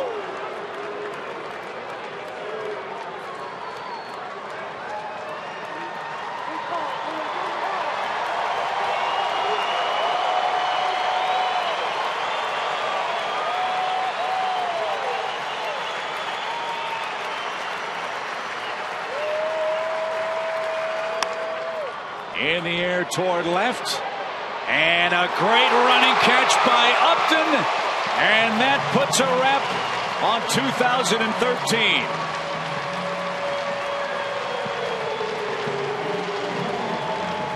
A record-setting year for the Atlanta Braves at Turner Field ends in a 12-5 final score against the Philadelphia Phillies. And look at what's coming onto the field. They'll place the championship banner right out in front of the mound, as the Braves have won their first division championship since 2005. 12 runs, 17 hits, 1 error for the Braves today. 5 runs, 10 hits, 2 errors for Philadelphia. Julio Teheran is the Atlanta winner, 14-8 in his first full season as a big league starter. And 3 hours and 27 minutes. The Braves now get ready for the Los Angeles Dodgers. It's going to be fun. It's going to be exciting. It's going to be a great series. And this Braves ball club has played so well all year long. They certainly deserve it. And who will be the twosome that holds up the banner? I think the answer is apparent. I mean, I think of Chipper and Smoltz. I think of Andrew and Furcal. And now we see Jason and Freddie getting close. All right, Jerome, thanks. I'm with Jared Laird. 4 hits today. You know, you raised your average.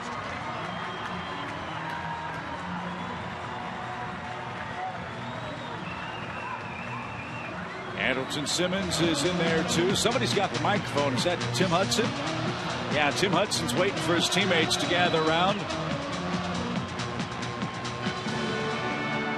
And the crafty veteran right-hander will address the crowd as the Braves celebrate the end of a remarkable 2013 regular season. Ladies and gentlemen, your 2013 National League Division champions, your Atlanta Braves.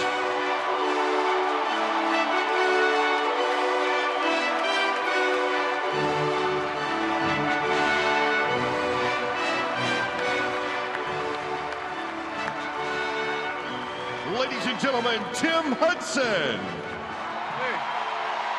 How's everybody doing? Good. Hey, I want to thank everybody for coming out today. It was an awesome game, obviously. But more importantly, I want to thank everybody for supporting us all year. It was a great season for us. As y'all can tell, I think we have a special group of guys here that are going to do our best to bring a world championship back to Atlanta. Thank y'all for the support. Obviously, you guys had a lot to do with us bringing this banner back to Atlanta.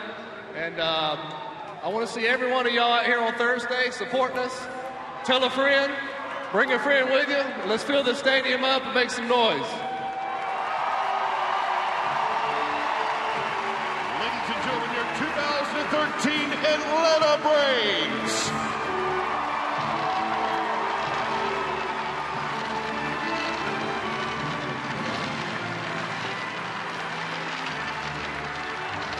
So the Braves wrap up the regular season. Now the fun begins. A new season starts on Thursday.